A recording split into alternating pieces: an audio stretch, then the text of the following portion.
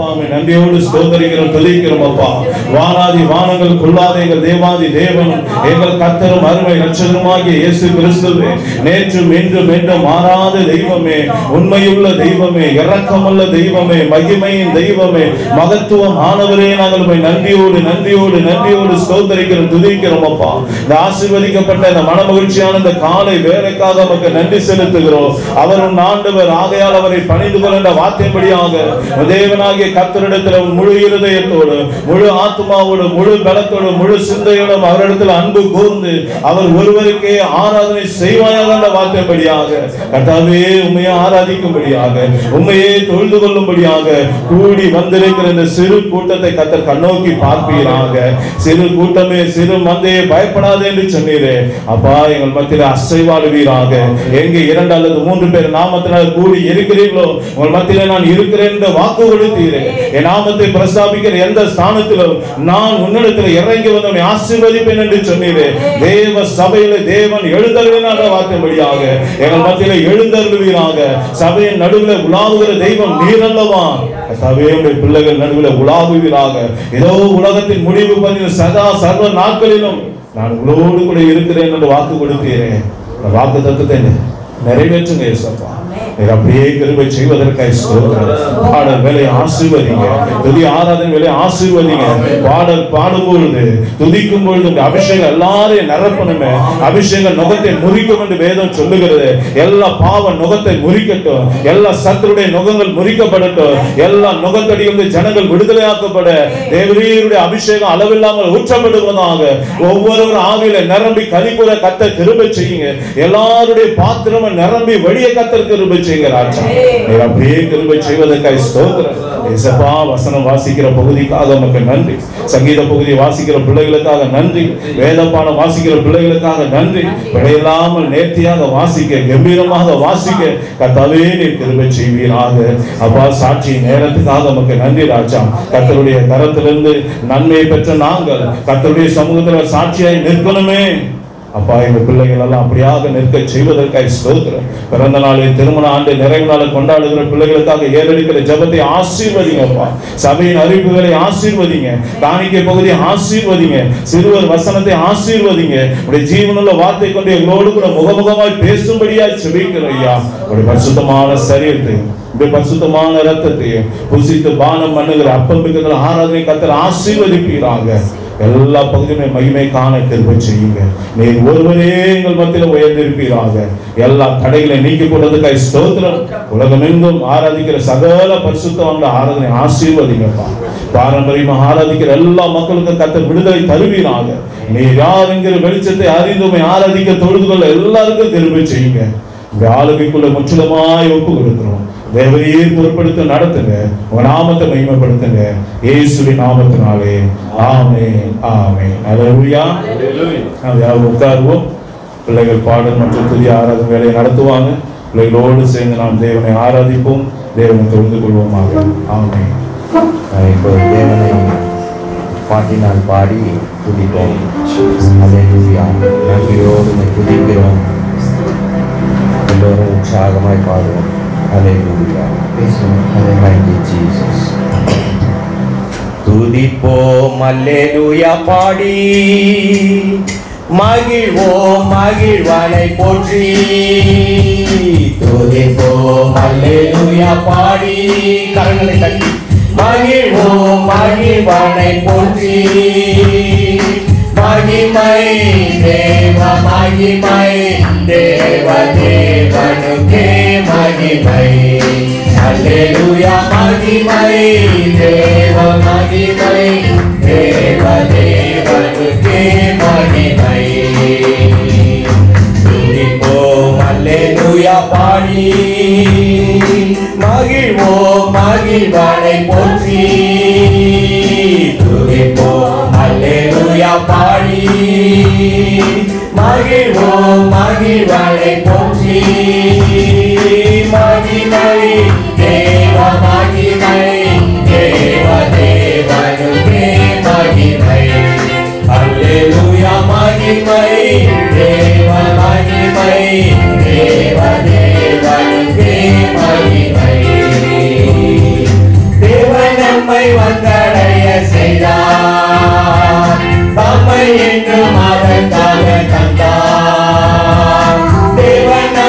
விடாமல் தடைய செய்தார். நம்மை என்றும் அதற்காக தந்தார். அற்புதங்கள் செய்யும் சர்வ வல்ல தேவன் அடைக்கலம் கொடுத்திடுவார். அற்புதங்கள் செய்யும் சர்வ வல்ல தேவன் அடைக்கலம் கொடுத்திடுவார். துதிப்போம் அல்லேலூயா பாடி மகிழ்வோம் மகிழ்வானை போற்றி. துதிப்போம் அல்லேலூயா பாடி மகிழ்வோம் மகிழ்வானை போற்றி. மகிமை தேவ மகிமை தேவ தேவனுக்கே மகிமை. அல்லேலூயா மகிமை தேவ மகிமை தேவ தேவனுக்கே மகிமை. கூப்பிடுவதைகளிலே என்னை தப்புவிக்க தீவிரமாய் வந்தார். கூப்பிடுவதைகளிலே என்னை தப்புவிக்க தீவிரமாய் வந்தார். சிங்கத்தின் மேலே நடந்திடுவேனே சர்வங்களை மிதித்திடுவேன். சிங்கத்தின் மேலே நடந்திடுவேனே சர்வங்களை மிதித்திடுவேன். துதிப்போம் அல்லேலூயா பாடி மகிழ்வோம் மகிழ்வானை போற்றி. துதிப்போம் அல்லேலூயா பாடி மகிழ்வோம் மகிழ்வானை போற்றி. மகிமை தேவ மகிமை தேவ தேவனுக்கே மகிமை. அல்லேலூயா மகிமை தேவ மகிமை தேவ தேவனுக்கே மகிமை. பாதம் கையில் நின்று மீளராமல் கரங்களில் தாங்கிடுவார் தூதர். பாதம் கையில் நின்று மீளராமல் கரங்களில் தாங்கிடுவார் தூதர். ஒருபோதும் வாதை உன் கூடாரத்தை அணுகாமல் காத்திடுவார். ஒருபோதும் வாதை உன் கூடாரத்தை அணுகாமல் காத்திடுவார். துதிப்போம் அல்லேலூயா பாடி மகிழ்வோம் மகிழ்வானை போற்றி. துதிப்போம் அல்லேலூயா பாடி மகிழ்வோம் மகிழ்வானை போற்றி. மகிமை தேவ மகிமை தேவ தேவனுக்கே மகிமை. அல்லேலூயா மகிமை தேவ மகிமை தேவ தேவனுக்கே மகிமை. அன்பிலே இருளிலே என்றோ நடமாடும் கொள்ளை நோயை கண்டோ. அன்பிலே இருளிலே என்றோ நடமாடும் கொள்ளை நோயை கண்டோ. பயங்கரத்திற்கோ பறக்கும் அம்பிற்கோ பயங்கரை ஜெயித்திடுவேன். பயங்கரத்திற்கோ பறக்கும் அம்பிற்கோ பயங்கரை ஜெயித்திடுவேன். துதிப்போம் அல்லேலூயா பாடி மகிழ்வோம் மகிழ்வானை போற்றி. துதிப்போம் அல்லேலூயா பாடி மகிழ்வோம் மகிழ்வானை போற்றி. மகிமை தேவ மகிமை தேவ தேவனுக்கே மகிமை. அல்லேலூயா மகிமை தேவ மகிமை தேவ தேவனுக்கே மகிமை. தேவன் என்ற மறைக்கலமாமே ஒருபோதும் பொல்லாப்பு வராதே. தேவன் என்ற மறைக்கலமாமே ஒருபோதும் பொல்லாப்பு வராதே.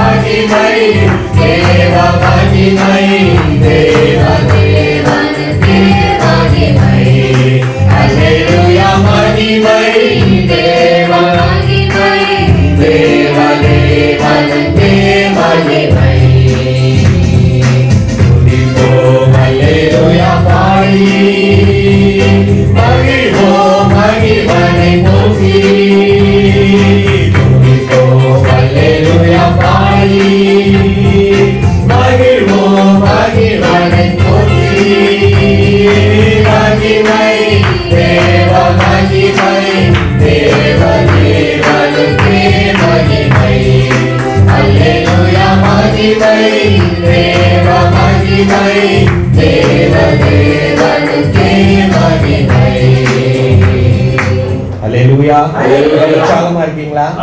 ஆமென். உதவி வரும் கண்மலை நோக்கி பார்க்கிறேன், வானமும் வையமும் படைத்தவரை துதிக்கிறேன். ஹalleluya. Thank you Jesus. உதவி வரும் கண்மலை நோக்கி பார்க்கின்றேன், வானமும் வையமும் படைத்தவரை நான் பார்க்கின்றேன். உதவி வரும் கண்மலை நோக்கி பார்க்கின்றேன், வானமும் வையமும் படைத்தவரை நான் பார்க்கின்றேன். காலை தள்ளாட விடமாட்டார், காக்கும் தேவன் உறங்க மாட்டார். காலை தள்ளாட விடமாட்டார், காக்கும் தேவன் உறங்க மாட்டார். இஸ்ரவேலை காக்கிறவர் என்னால் தூங்க மாட்டார். இஸ்ரவேலை காக்கிறவர் என்னால் தூங்க மாட்டார். உதவி வரும் கண்மலை நோக்கி பார்க்கின்றேன், வானமும் வையமும் படைத்தவரை நான் பார்க்கின்றேன். உதவி வரும் கண்மலை நோக்கி பார்க்கின்றேன், வானமும் வையமும் படைத்தவரை நான் பார்க்கின்றேன். கர்த்தர் என்னை காக்கின்றார், எனது நிழலாயிருக்கின்றார். கர்த்தர் என்னை காக்கின்றார், எனது நிழலாயிருக்கின்றார். பகலிலும் இரவிலும் பாதுகாக்கின்றார், பகலிலும் இரவிலும் பாதுகாக்கின்றார். உதவி வரும் கண்மலை நோக்கி பார்க்கின்றேன், வானமும் வையமும் படைத்தவரை நான் பார்க்கின்றேன். உதவி வரும் கண்மலை நோக்கி பார்க்கின்றேன், வானமும் வையமும் படைத்தவரை நான் பார்க்கின்றேன். கர்த்தர் எல்லா தீங்கிற்கும் விலக்கி என்னை காத்திடுவார். கர்த்தர் எல்லா தீங்கிற்கும் விலக்கி என்னை காத்திடுவார். அவர் எனது ஆத்துமாவை அனுதினம் காத்திடுவார். அவர் எனது ஆத்துமாவை அனுதினம் காத்திடுவார். உதவி வரும் கண்மலை நோக்கி பார்க்கின்றேன், வானமும் வையமும் படைத்தவரை நான் பார்க்கின்றேன். உதவி வரும் கண்மலை நோக்கி பார்க்கின்றேன், வானமும் வையமும் படைத்தவரை நான் பார்க்கின்றேன். போகும் போதும் காக்கின்றார், திரும்பும் போதும் காக்கின்றார். போகும் போதும் காக்கின்றார், திரும்பும் போதும் காக்கின்றார். இப்போதும் எப்போதும் என்னால் காக்கின்றார். இப்போதும் எப்போதும் என்னால் காக்கின்றார். உதவி வரும் கண்மலை நோக்கி பார்க்கின்றேன், வானமும் வையமும் படைத்தவரை நான் பார்க்கின்றேன். உதவி வரும் கண்மலை நோக்கி பார்க்கின்றேன், வானமும் வையமும் படைத்தவரை நான் பார்க்கின்றேன். ஹalleluya, ஹalleluya. இயேசு எந்தன் வாழ்வின் பலனானார். ஹalleluya, ஹalleluya. Thank you Jesus. இயேசு எந்தன் வாழ்வின் பலனானார், எனக்கென்ன ஆனந்தம். இயேசு எந்தன் வாழ்வின் பலனானார், எனக்கென்ன ஆனந்தம். எந்தன் வாலிப காலமெல்லாம் எந்தன் வாழ்க்கையின் துணையானார். எந்தன் வாலிப காலமெல்லாம் எந்தன் வாழ்க்கையின் துணையானார். எந்தன் இதயமே உம்மை பாடும், எந்தன் நினைவுகள் உமதாகும். எந்தன் நினைவுகள் உமதாகும், எந்தன் இதயமே உமதாகும். இயேசு எந்தன் வாழ்வின் பலனானார், எனக்கென்ன ஆனந்தம். இயேசு எந்தன்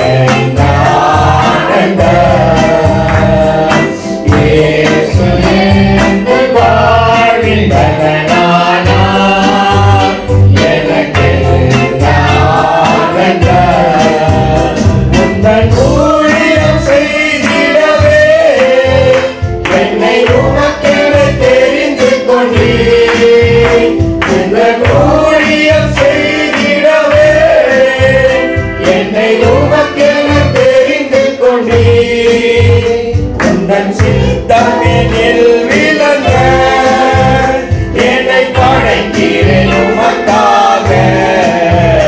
எந்த நிலையமே உமை பாடு, எந்த நினைவுகள் உமதாகு. எந்த நிலையமே உமை பாடு, எந்த நினைவுகள் உமதாகு. இயேசு என் வாழ்வின் நலனானா, எனக்கென்ன ஆனந்தம். இயேசு என் வாழ்வின் நலனானா, எனக்கென்ன ஆனந்தம்.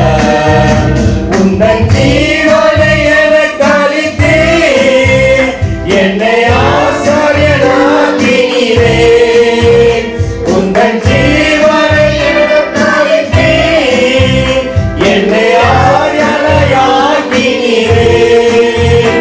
எந்தன் விருப்பத்தை நிறைவேற்றி என் ஓட்டத்தை முடித்திடுவே.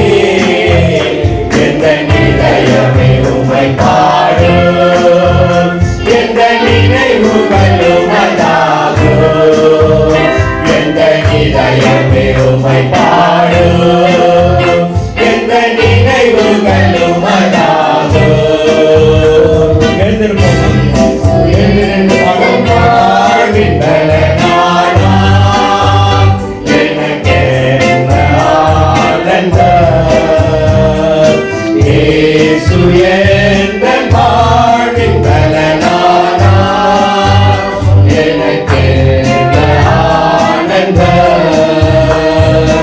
இயேசு எந்தன் வாழ்வின் பலனானா, எனக்கென்ன ஆனந்தம்.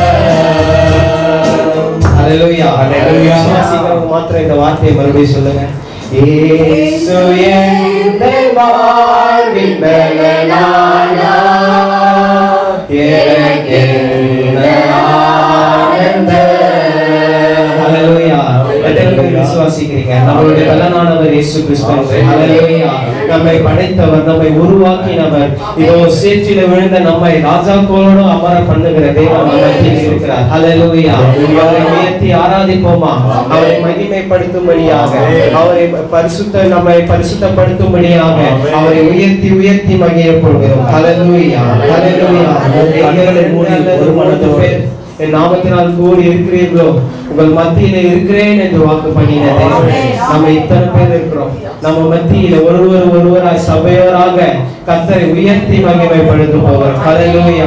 இந்த கல்லின் மேல் என் சபையை கட்டுவேன், பாதாளத்தின் வாசல் அதை மேற்கொள்ளாது என்ற வார்த்தையினாலே நம்ம மேல் சபையை கட்டும்படியாக, கர்த்தர் நம்மை பரிசுத்தப்படுத்தும்படியாக, நம்மை தகுதிப்படுத்தும்படியாக இயேசுவின் ஹalleluya ஹalleluya.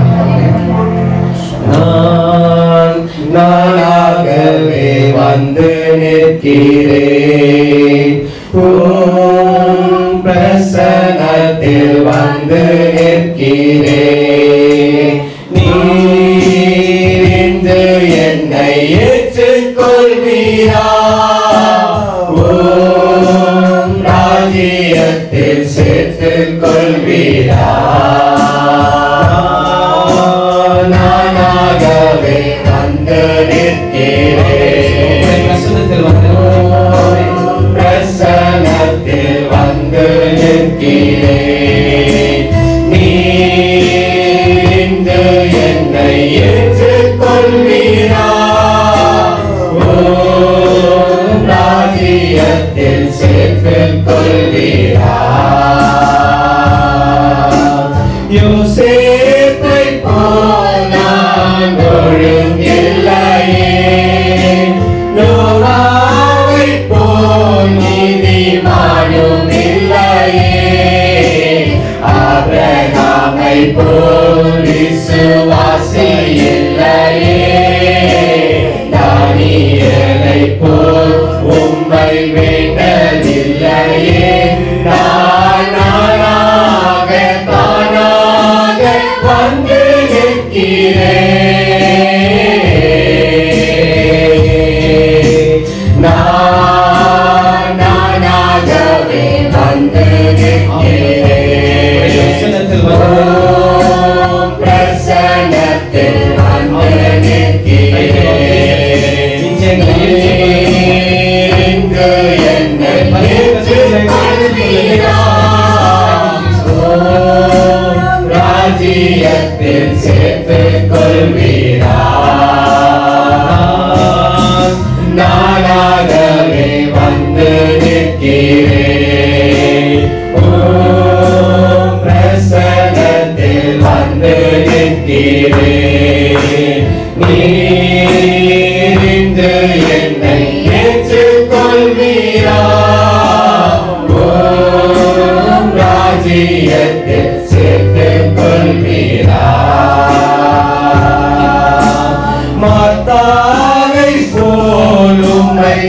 மதிக்கலையே மரியாதை போல் உம்மை நேசிக்கலையே எஸ்தரை போல எதுவும் செய்யவில்லையே எலிசபெத்தின் நற்குணங்கள் என்னில் இல்லையே நாடி நாடி பாழாகி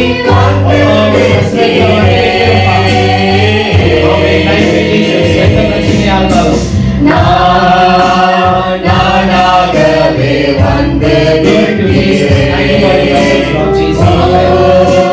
பிரசனத்தில் வந்து நிற்கிறேன் நீ இன்று என்னை ஏற்றுக்கொள்வீரா ஓம் ராஜ்யத்தில் சேர்த்துக் கொள்வீரா நானாகவே வந்து நிற்கிறேன் ஓம் பிரசனத்தில் வந்து நிற்கிறேன் நீர் இன்று என்னை ஏற்றுக்கொள்வீரா ஓம் ராஜ்யத்தில் சேர்த்துக் கொள்வீரா ஓம் ராஜ்யத்தில் சேர்த்துக் கொள்வீரா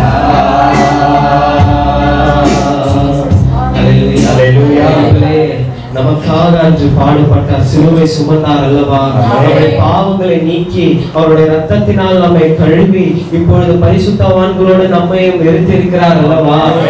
நன்றி செலுத்த வேண்டும். எத்தனை பேர் விசுவாசிக்கிறீங்க? எத்தனை பேர் இந்த நாள்ல சந்தோஷமா இருக்கிறீங்க? எல்லோரும் கரங்களை உயர்த்தி ஹல்லேலூயா சொல்லுங்க. ஹல்லேலூயா, ஹல்லேலூயா. நம்ம இந்த நேரத்துல நிறுத்தியிருக்கிறார் அல்லவா? நன்றி அப்பா. என் ஆத்துமாவே, என் ஆத்துமாவே கர்த்தருக்கு நன்றி சொல்லு. ஏனென்றால் கர்த்தர் செய்த சகல உபகாரங்களையும் மறவாதே. நமக்கு நன்மை செய்தபடியால் அவரை உயர்த்துவோம். தாவீது சொல்லுகிறான், இயேசுவை நன்றாக உயர்த்தி உயர்த்தி மகிழ பண்ணி அவர் நம்மை நடனமாடி கர்த்தரை ஸ்தோத்திரிக்க வேண்டும் என்று சொல்லுகிறார். ஹல்லேலூயா, ஹல்லேலூயா, ஹல்லேலூயா. ஆராதிப்போம். கர்த்தர் செய்த நன்மைகளுக்கு நன்றி சொல்லுங்க. ஹல்லேலூயா. Thank you Jesus. இயேசுப்பா உமக்கு நன்றி செலுத்துகிறோம். தாவீதின் தெய்வமே உம்மை துதிக்கிறோம் அப்பா. எல்லாவற்றிலும் மேலாக உயர்த்துகிறோம் தகப்பனே. ஆபிரகாமின் தெய்வமே உம்மை துதிக்கிறோம். ஈசாக்கின் தெய்வமே உம்மை துதிக்கிறோம். யாக்கோபின் தெய்வமே உம்மை துதிக்கிறோம். செங்கடலை இரண்டாக பிளந்தவரே உம்மை துதிக்கிறோம்.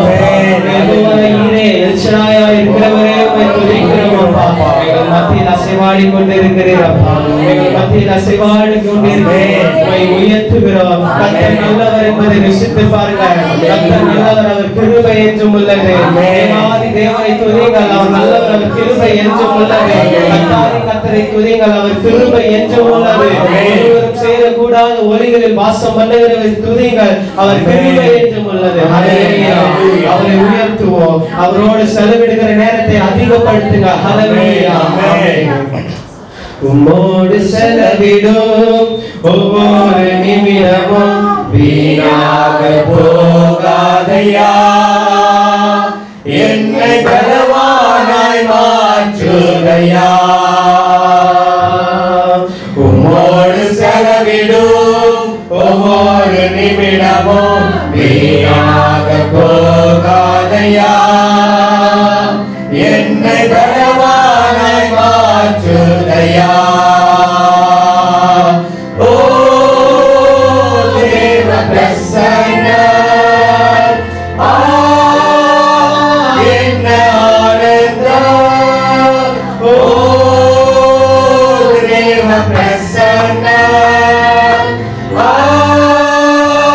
என்ன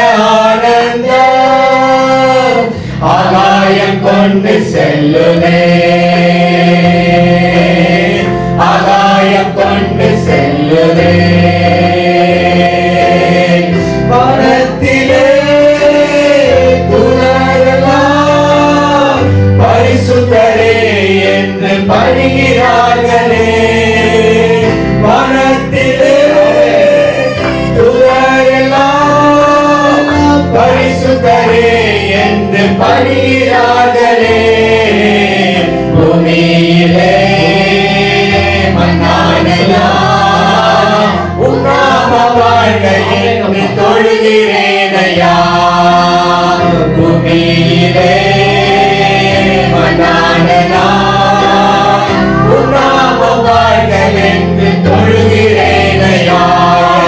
ஓ தேவ பிரசன்ன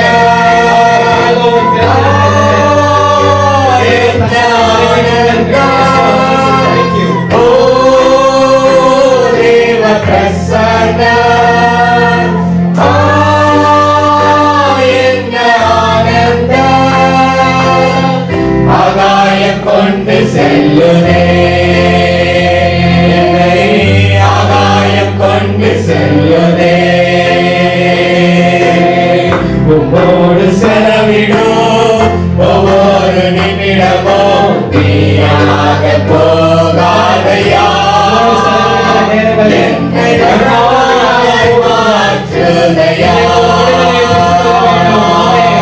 உம்மோடு செலவிடும் ஒவ்வொரு நிமிடமும் நீயாக போகாதையா. என்னை வெறுவானாய் மாற்றுதையா.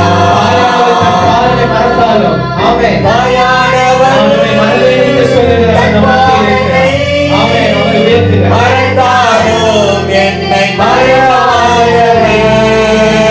தாயானவர்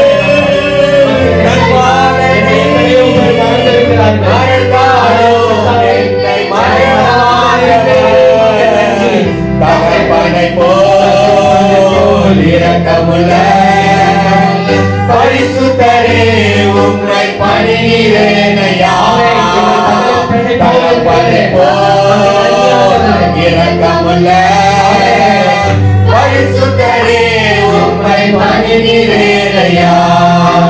ஓ தேவ பிரசன்ன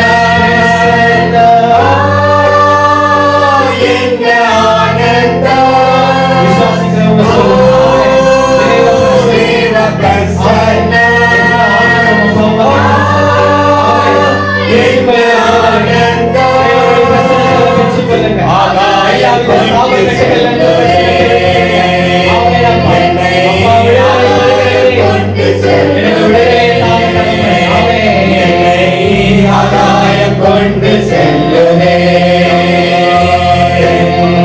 ஆகாயம் கொண்டு செல்லுதே.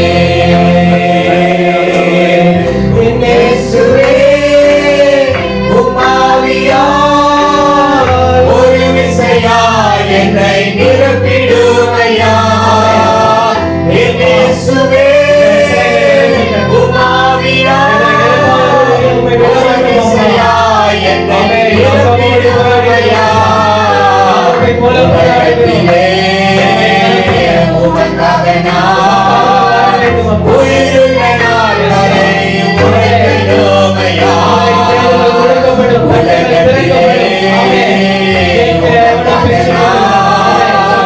உயிருள்ள நாள் வரை உழைக்கணுமையா. ஓ தேவ பிரசன்ன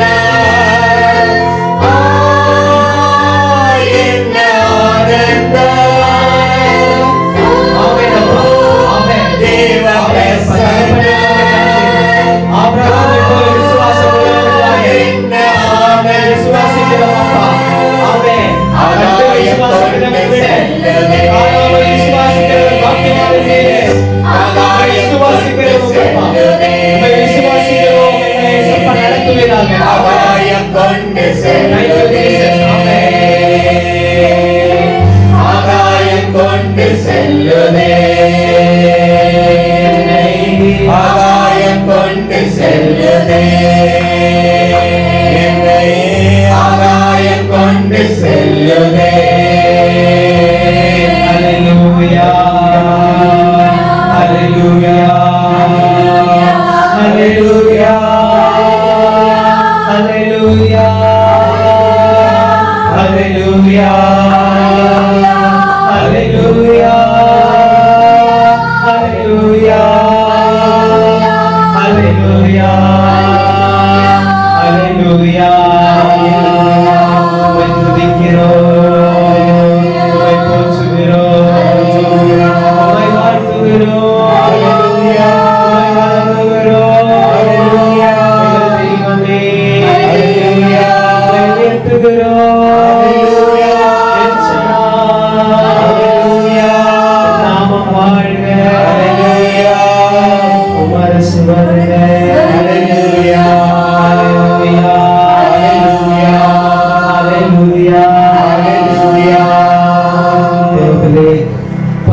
திறந்திருக்கிற இந்த நேரத்துல தேவ வல்லமை புறப்பட்டு கொண்டு இருக்கிற விசுவாசிக்கிறவங்க கேளுங்க.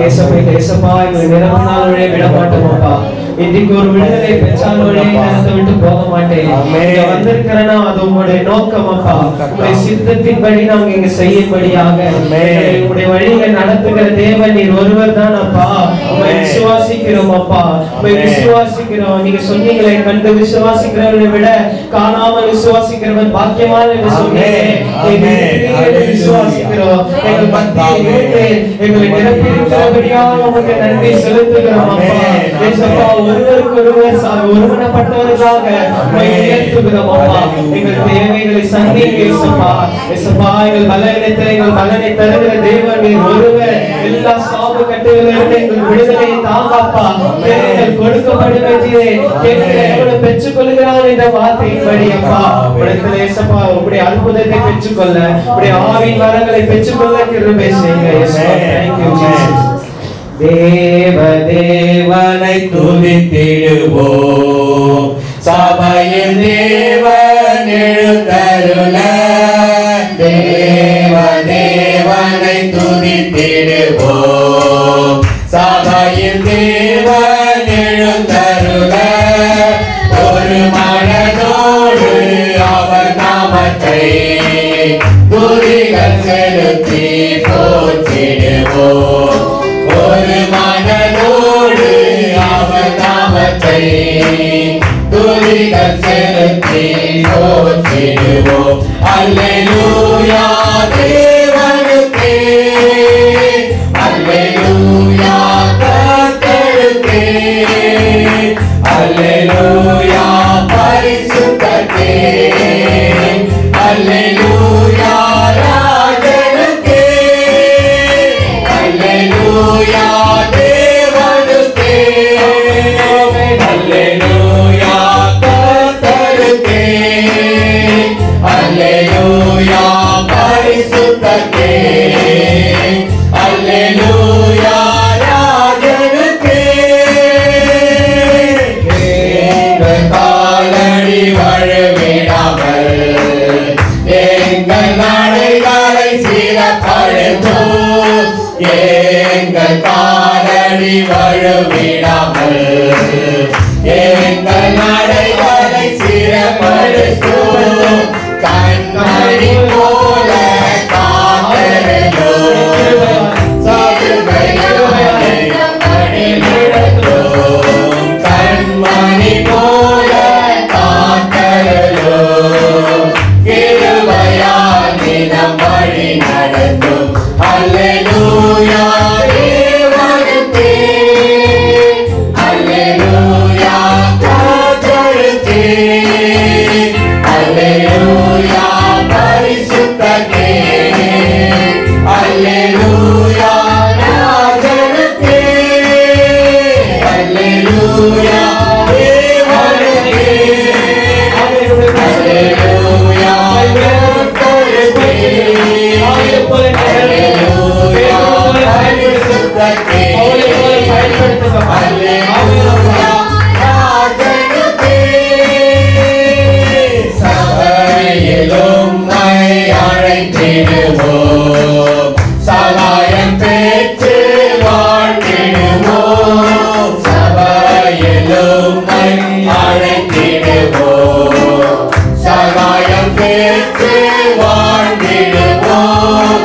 சாத்தானை என்றும் ஜெயித்திடுவோம், சாகும் வரையில் உழைத்திடுவோம். சாத்தானை என்றும் ஜெயித்திடுவோம், சாகும் வரையில் உழைத்திடுவோம்.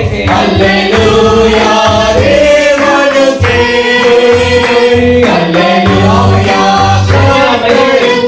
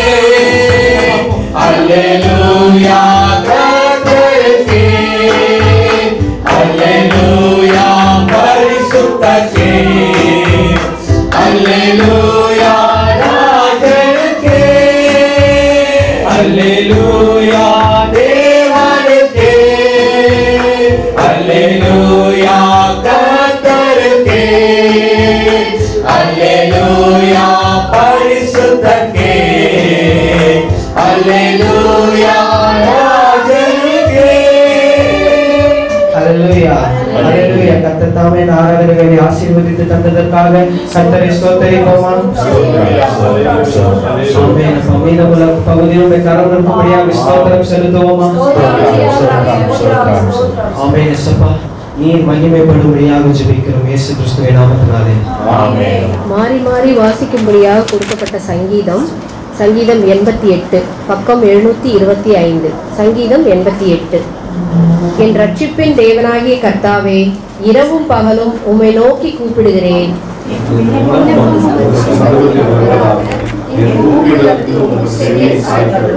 என் ஆத்துமா துக்கத்தால் நிறைந்திருக்கிறது, என் ஜீவன் பாதாளத்திற்கு சமீபமாய் வந்திருக்கிறது.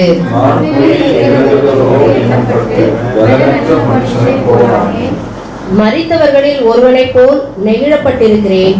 நீர் இனி ஒருபோதும் நினையாதபடி உமது கையால் அறுப்புண்டு போய் பிரேத குழிகளிலே கிடக்கிறவர்களைப் போல் ஆனேன். உம்முடைய கோபம் என்னை இருத்துகிறது, உம்முடைய அலைகள் எல்லாவற்றினாலும் என்னை வருத்தப்படுத்துகிறீர்.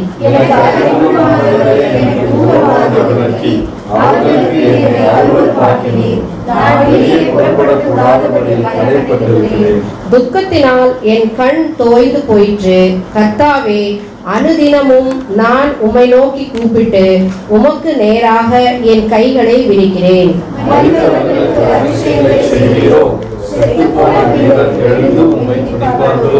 பிரேத குழியில் உமது கிருபையும் அழிவில் உமது உண்மையும் விவரிக்கப்படுமோ?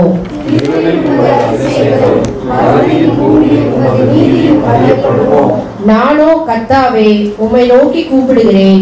காலையிலே என் விண்ணப்பம் உமக்கு முன்பாக வரும்.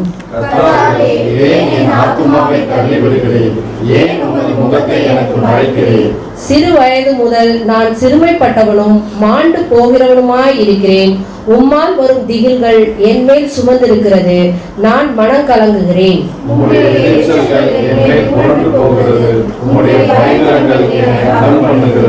அவைகள் நாடோறும் தண்ணீரை போல் என்னை சூழ்ந்து ஏகமாய் என்னை வளைந்து கொள்ளுகிறது. சேர்ந்து வாசிப்போம். சிநேகிதரையும் தோழனையும் எனக்கு தூரமாக விலக்கினீர்.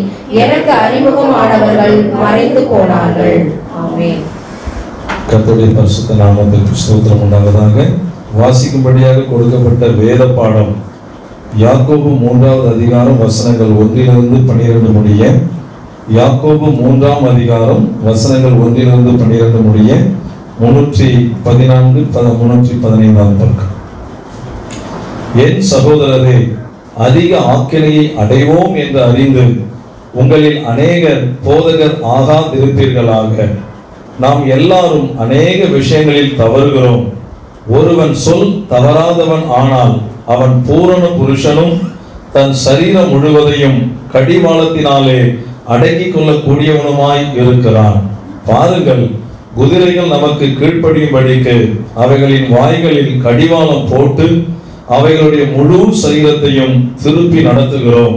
கப்பல்களையும் பாருங்கள், அவைகள் மகா பெரியவர்களாய் இருந்தாலும் கடும் காற்றுகளால் அடிபட்டாலும் அவைகளை நடத்துகிறவன் போகும்படி யோசிக்கும் இடம் எதுவோ அவ்விடத்திற்கு நேராக மிகவும் சிறிதான சுக்கானாலே திருப்பப்படும்.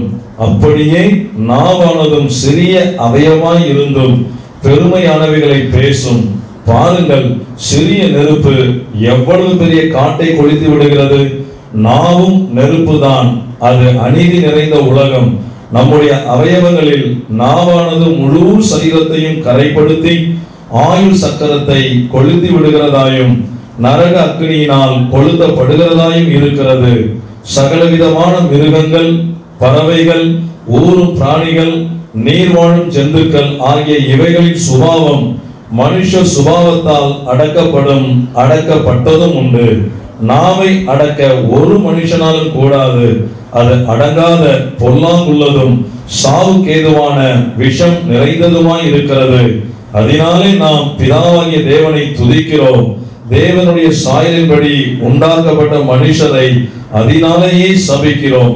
துதித்தலும் சபித்தலும் ஒரே வாயிலிருந்து புறப்படுகிறது. என் சகோதரரே, இப்படி இருக்கலாகாது. ஒரே ஊற்று கண்ணிலிருந்து தித்திப்பும் கசப்புமான தண்ணீர் சுரக்குமா? என் சகோதரரே, அத்திமரம் ஒலிவ பழங்களையும் திராட்சை செடி அத்தி பழங்களையும் கொடுக்குமா? அப்படியே உவர்ப்பான நீரூற்று தித்திப்பான ஜலத்தை கொடுக்க மாட்டாது என்பதே ஆமென். கர்த்தருடைய பரிசுத்த நாமத்திற்கு ஸ்தோத்திரம் உண்டாவதாக. காணிக்க பாடல் யாவருக்கும் தெரிந்த பாடல். மகிழ்வோம் மகிழ்வோம் தினமாக மகிழ்வோம் என்ற பாடலை பாடி கர்த்தருடைய நாமத்தை மகிமைப்படுத்துவோம். ஹல்லேலூயா. மகிழ்வோம் மகிழ்வோம் தினமாக மகிழ்வோம், இயேசு ராஜன் நம் சொந்தமாயினார். மகிழ்வோம் மகிழ்வோம் தினமாக மகிழ்வோம், இயேசு ராஜன் நம் சொந்தமாயினார். இந்த பாதாளத்தின் சொந்தக்காரனவர் எந்த உள்ளத்தில் சொந்தமானார்.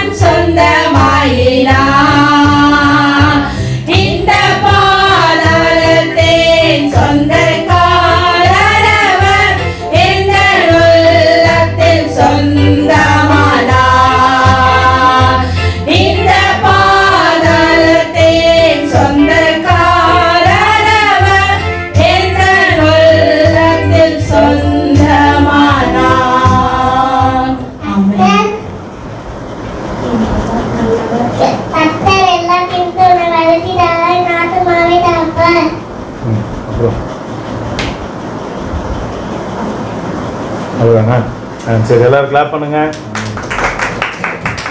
வாங்க. கர்த்தர் எல்லாத்திற்கும் வேலைக்கு காப்பார், என் ஆத்துமா காப்பார். எல்லாரும் கிளாப் பண்ணுங்க. இயேசு கிறிஸ்து உங்களுடைய கருத்தில் இந்த நாளை ஒப்பு கொடுத்து செபிக்கொள்ளும். ஏசப்பா, உங்களுடைய சமூகத்திலே படைத்த இந்த காணிக்கைகளை கர்த்தர் நினைவு கூறுவீராக. இதற்கேற்ற பலனை நிறைவாய் இவர்களுக்கு கொண்டு போகிறதாக ஏசப்பா, இந்த கருத்துல இந்த சிறு பிள்ளைகளையும் ஒப்பு கொடுத்து செபிக்கிறோம். அப்பா, இவருடைய சிறு பிள்ளைகளை என்னிடத்திலே வர தடை பண்ணாதிருங்கள் என்ற வார்த்தையின் பிரகாரமாக என் தகப்பனை இவர்கள் தங்களுடைய மழையின் மொழியிலே சொன்ன இந்த வசனங்களை கர்த்தாவே நீ ஏற்றுக்கொள்வீராக. ஏசப்பா, இன்னும் அநேக ஆசீர்வாதங்களை இந்த சிறுவர்கள் பெற்றுக்கொள்ளவும் அநேக காரியங்களில் ஈடுபடவும் கர்த்தர் கிருபை செய்வீராக. ஒப்பு கொடுத்து செபிக்கிறோம், தாழ்த்துகிறோம் இயேசுவின் நாமத்தில் பிதாவே. இதனாலே தேவன் நம்மோடு கூட பேசும்படியாக நமக்கு கொடுத்த வார்த்தையை நம்ம தியானிப்போம். 1 கொரிந்தியரின் புஸ்தகம் 16ஆம் அதிகாரம் 13ஆம் வசனத்தை வாசிங்க. பக்கம் 244 புதிய ஏற்பாடு. 1 கொரிந்தியர் 16ஆம் அதிகாரம் 13ஆம் வசனத்தை வாசிக்கும்படி அன்பாய் கேட்கிறேன். விழித்திருங்கள், விசுவாசத்திலே நிலைத்திருங்கள், புருஷராய் இருங்கள், திடன் கொள்ளுங்கள். ஹல்லேலூயா. இதிலே ஆண்டவர் நமக்கு கொடுத்த வார்த்தை புருஷராய் இருங்கள் என்ற வார்த்தை கர்த்தர் நமக்கு கொடுத்தார். என் அன்பு தேவ பிள்ளைகளே, ஆண்டவர் ஒவ்வொரு நாளும் நம்மோடு கூட பேசுகிற தேவன். அந்த பேசுகிற அந்த வார்த்தைக்கு செவி கொடுப்பதுதான் தேவன் நம்மிடத்தில் எதிர்பார்க்கிற ஒரு காரியமா இருக்கிறது.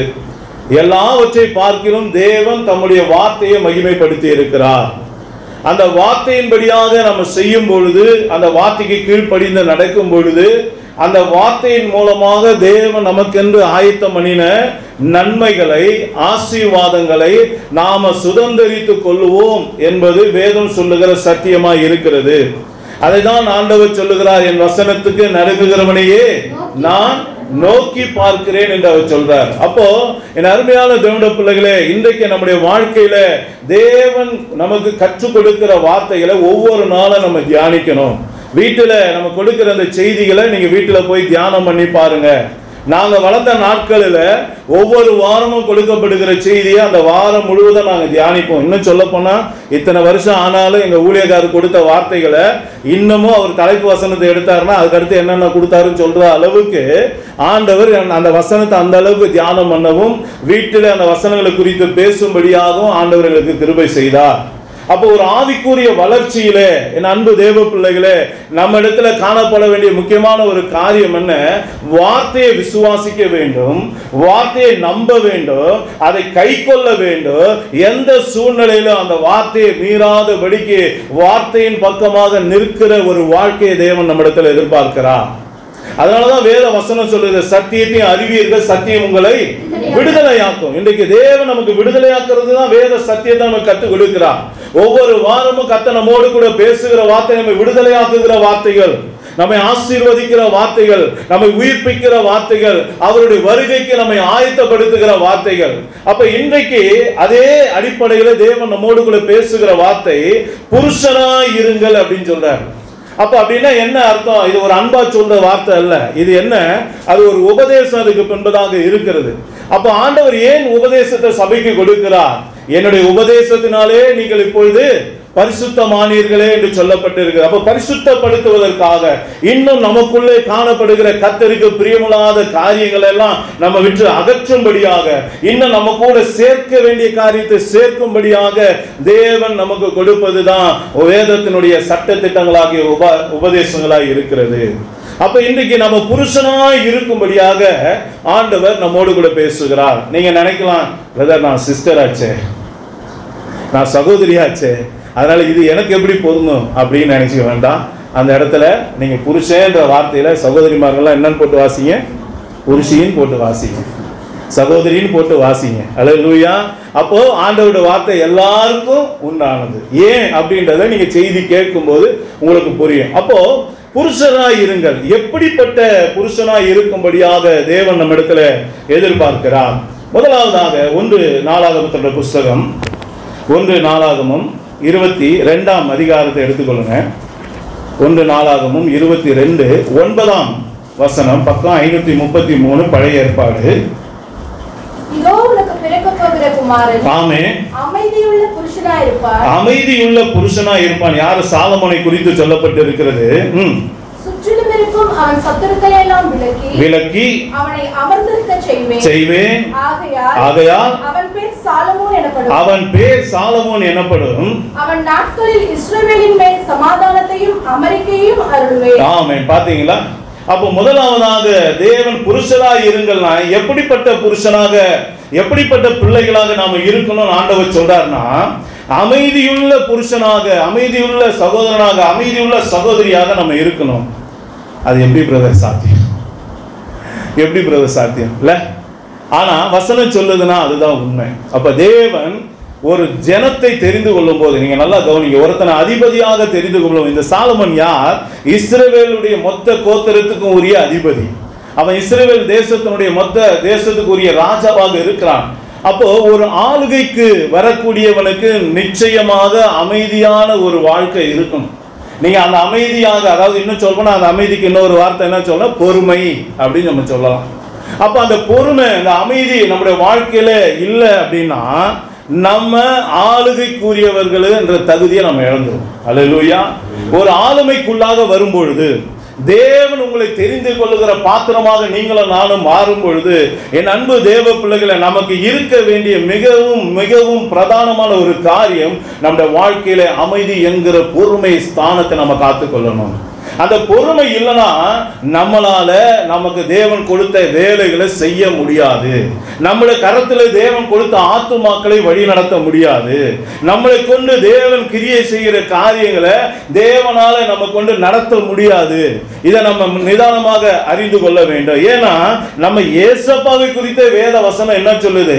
அவர் அடிக்கப்படும்படியாக கொண்டு செல்லப்படுகிற ஆட்டுக்குட்டியை போல இருந்தார் என்று சொல்லப்பட்டிருக்கிறது. நல்லா கவனிப்பேன். அவர் அடிக்க போறாங்க நல்லா தெரியும்.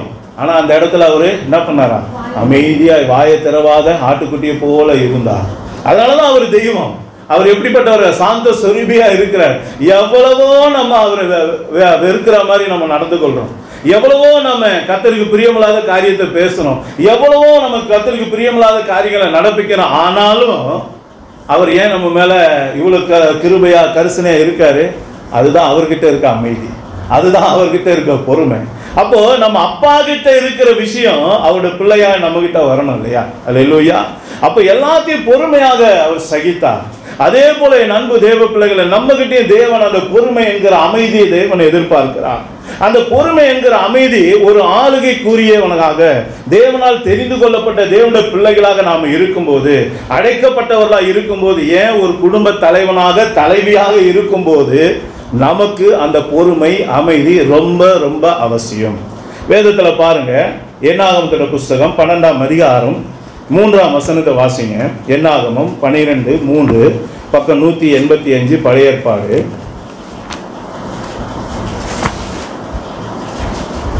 என்னாகமம் 12ஆம் அதிகாரம் 3ஆம் வசனத்தை வாசிங்க. மோசேயானவன் ஆமென். பூமியில் உள்ள சகல மனிதர்களும் மிகுந்த சாந்த குணமுள்ளவனாய் இருந்தார். என்ன சொன்னார்? மிகுந்த சாந்த குணம். அத பொறுமையானவன், அமைதியானவன். நல்லா கவனிங்க. அதனாலதான் ஆண்டவர் அவனை தெரிந்து கொண்டார். எதுக்காக தெரிந்து கொண்டாரு? இஸ்ரவேல் ஜனங்களை எகிப்திலிருந்து விடுதலையாக்கி கானான் தேசமாகிய வாக்குத்தத்தம் பண்ணப்பட்ட பூமிக்கு கொண்டு செல்வதற்கு ஒரு தலைவனாக தேவன் தெரிந்தெடுத்த பார்த்தவன் தான் மோசே. அப்ப நல்லா கவனிங்க. ஒரு தலைவனுக்குரிய ஒரு காரியம் என்ன? அவனுக்குள்ள மிகுந்த சாந்த குணம் இருக்கணும், மிகுந்த ஒரு பொறுமை இருக்கணும். அது ஆவியினுடைய கனிகள்ல ஒன்றா இருக்கிறது. அப்ப நீங்க நல்லா கவனிங்க. அந்த பொறுமை உங்களுக்குள்ள இல்லைன்னா, அந்த அமைதி உங்களுக்குள்ள இல்லைன்னா, இவ்வளோ ஜனங்களை, கிட்டத்தட்ட 6 லட்சம் புருஷர்கள் மாத்திரம், இப்ப பொண்டாட்டி பிள்ளைங்க பேர பிள்ளைங்க இதெல்லாம் நீங்க கணக்கு எடுத்தீங்கன்னா 20 லட்சம் பேர் கிட்டத்தட்ட எகிப்துல இருந்து புறப்படும் போது, அது வனாந்தரத்துல வரும்போது எத்தனையா பெருகி இருக்கும்? நல்லா யோசனை பண்ணி பாருங்க. இவ்வளோ ஜனங்களை அவன் என்ன பண்ணான்? பொறுமையோடு தான் வழி நடத்தினான். அல்லேலூயா. அதனாலதான் ஆண்டவர் அந்த வார்த்தையை சொல்றாரு. ஆனா இங்க நல்லா கவனிங்க. அதே அழைப்பை பெற்றுக்கொண்டு வரக்கூடிய அந்த குடும்பத்திலிருந்து இன்னொருத்தனும் எழும்புறான். யாரு? ஆரோன். அதே குடும்பத்திலிருந்து இன்னொரு சகோதரி எழும்புறாங்க, யாரு? மீரியாம். ஆனா இவங்க 2 பேரும் தீர்க்கதரிசி தான், மோசேயை போல இவங்களும் தீர்க்கதரிசி தான். ஆனா அந்த மோசே கிட்ட இருக்கக்கூடிய அந்த சாந்தம், அந்த மோசே கிட்ட இருக்கக்கூடிய அந்த அமைதி, மோசே கிட்ட இருக்கக்கூடிய அந்த பொறுமை இவங்க 2 பேர்கிட்ட இல்ல. என்ன நடக்குது? அவனுடைய மனைவியை குறித்ததான காரியத்துல அவர்கள் மோசேயை மிகவும் துக்கப்படுத்தும்படியாக பேசினாங்க, வேதனைப்படுத்தும்படியாக பேசினாங்க. ஓவர் பேச்சு உலகத்தார் சொல்லுவாங்க உடம்புக்கு ஆகாரம். அது போல இந்த மீரியாம் அம்மா உடைய பேச்சு என்ன ஆயிடுச்சு? தேவனுக்கு கோபம் பற்றி எறிகிற அளவுக்கு ஆயிப்போச்சு. என்ன நடந்தது? அந்த அம்மாவுக்கு பேசி முடிச்ச உடனே வசனம் சொல்லுது, தேவன் அவங்களோட பேசினார். அவர் பேசி முடிச்ச உடனே மீரியாமோட நெற்றியை பார்த்தா அந்த அம்மாவுக்கு என்ன வந்துருச்சு? குஷ்டரோகம் வந்துருச்சு. நல்லா கவனிங்க, பேச்சுல ரொம்ப கவனமா இருக்கணும். நம்ம என்ன பேசணும்? ஒரு அமைதி தேவை. தாறுமாறா பேசுறதுக்கு ஆண்டவர் வாயை கொடுக்கல. இந்த வாயின் வார்த்தைகள்ல நம்ம மிகவும் கவனமா இருக்கணும். நம்ம கையாளுகிற பிள்ளைகள் ரொம்ப பொறுமையா இருக்கணும். பாருங்க, கெட்ட குமாரன் வேத வசன பகுதி நீங்க வாசிக்கும் போது அவனுக்கு உண்டான எல்லா ஆஸ்தியை கையில கொடுக்கும் போது அவன் என்ன பண்ணான்? அதை எடுத்துட்டு போய் அழகா பிசினஸ் பண்ணி டெவலப் ஆனானா, அல்லது அது வேற ஏதாச்சும் ஒரு காரியத்தை வைத்து முதலீடாக வைத்து அவன் அதில் டெவலப் ஆனானா? இல்லவே இல்லை. என்ன பண்றான்? வேத வசனம் சொல்லுது, அவன் துன்மார்க்கமாய் ஜீவித்து, அசுத்தமாய் ஜீவித்து, கர்த்தருக்கு பிரியமில்லாத வழிகளில நடந்து ஓவரா ஆட்டம் போட்டதுனால அவரோட வாழ்க்கையில என்ன ஆயிப்போச்சு? எல்லாத்தையும் இழந்து ஒன்றும் இல்லாம கடைசியில பண்ணி சாப்பிடுற தவிடு கூட கிடைக்காத அளவுக்கு அவனோட வாழ்க்கை மாறி போனது. அல்லேலூயா. அமைதி ரொம்ப அவசியம், பொறுமை ரொம்ப அவசியம். வாழ்க்கையில நாம சில காரியங்களை கர்த்தர் நம்ம இடத்துல கொடுக்கும் போது அதை கையாளக்கூடிய அந்த காரியம் நமக்கு ரொம்ப அவசியம். ஆண்டவர் என்கிட்ட அதை கொடுத்துருக்கிறாரு, நான் எதற்காக இதை என்கிட்ட கொடுத்துருக்காரு, ஏன் கொடுத்துருக்கிறாரு? சாலமோன் அதை தான் கேட்டான், ஆண்டவரே இவ்வளோ ஜனங்க இருக்காங்கப்பா, இவ்வளோ உம்முடைய ஜனங்களை மேய்க்கிறதுக்கு எனக்கு ஞானம் வேணும் ஆண்டவரே. நல்லா கவனிங்க, ஜனங்களை உங்ககிட்ட கொடுத்தது எதற்காக? உங்ககிட்ட எல்லாத்தையும் கொடுக்குறாரு. உங்களுக்கு படிப்பை கொடுத்துருக்காரு, ஞானத்தை கொடுத்துருக்காரு, வரங்களை கொடுத்துருக்காரு, ஐஸ்வர்யத்தை கொடுத்துருக்காரு, நல்ல வேலையை கொடுத்துருக்காரு, நல்ல சம்பாத்தியத்தை கொடுத்துருக்காரு, நல்ல அப்பா அம்மா பிள்ளைகளை கொடுத்து எல்லாம் எதுக்காக கேட்கணும்? நம்ம ஆண்டவரே நீங்க கொடுத்துருக்கீங்க, உங்களை நடத்துறதுக்கு எனக்கு உண்டான ஞானத்தை தாங்க, அறிவை தாங்க, புத்தியை தாங்க அப்படின்னு சொல்லி நாம கேட்டு பெற்றுக்கொண்டு அதன்படியே நடத்துகிறவளா இருக்கும் போது நம்முடைய வாழ்க்கை ஆசீர்வாதமா இருக்கும். ஆனா நம்ம கிட்ட கொடுக்கப்பட்டதனுடைய வேல்யூ தெரியாம நாம பாட்டு தான் தோண்டித்தனமா நடந்து கொண்டோம்னா இன்னைக்கு அந்த மீறியாம போலதான் நாம என்ன பண்ணுவோம்? கர்த்தருக்கு விரோதமாக பாவம் செய்யறவளா மாறிடுவோம்.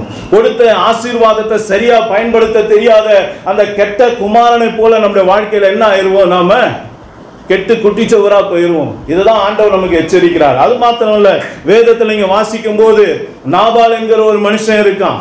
அந்த நாபாலுக்கு மிகுந்த ஐஸ்வர்யத்தை தேவன் கொடுத்திருந்தார். ஆனா அவ்வளோ ஐஸ்வர்யத்தை பெற்றுக்கொண்ட அவனுக்குள்ள பயங்கர திமிரு, பயங்கர ஒரு கர்வம், பயங்கரமான ஒரு குடிகார பழக்கம், யாரையும் அவமதிச்சு பேசுறது. 2வது வசனத்துல அவன்கிட்ட யாராலையும் பேச முடியாது. அப்படின்னா என்ன அர்த்தம்? அவன் பேச்சு அவன் கேட்கறது இல்லை, அவ்வளோ அந்த காரியம் அவன்கிட்ட இருந்தது. ஆனா வசனம் சொல்லுது, கர்த்தர் நாபாலை வாதித்தார். அப்ப நீங்க நல்லா கவனிங்க, நம்முடைய வாழ்க்கையில கர்த்தர் கொடுத்த ஆசீர்வாதத்தை நாம் எப்படி பயன்படுத்துறோம்? அதுக்கு பொறுமை அவசியம், அமைதி அவசியம். நம்ம அழைப்பை குறித்து ஒரு காரியம் இருக்கணும். நம்ம குடும்ப தலைவனா இருக்கும்போது அந்த ஒரு பொறுப்பு இருக்கணும். குடும்ப தலைவியா இருக்கும்போது அந்த ஒரு பொறுப்பு இருக்கு. நம்ம கொடுத்த அந்த வாழ்க்கையை நம்ம எப்படி நடத்துறோம்? நம்ம கொடுத்த வேலையை நம்ம எப்படி நடத்துறோம்? என்கிட்ட கொடுத்த தொழிலை நான் எப்படி நடத்துறேன்? எனக்கு ஆண்டவர் கொடுத்த பிள்ளைகளை நான் சரியா நடத்துறேனா? எனக்கு கொடுத்த மனைவியை நான் சரியா நடத்துறேனா?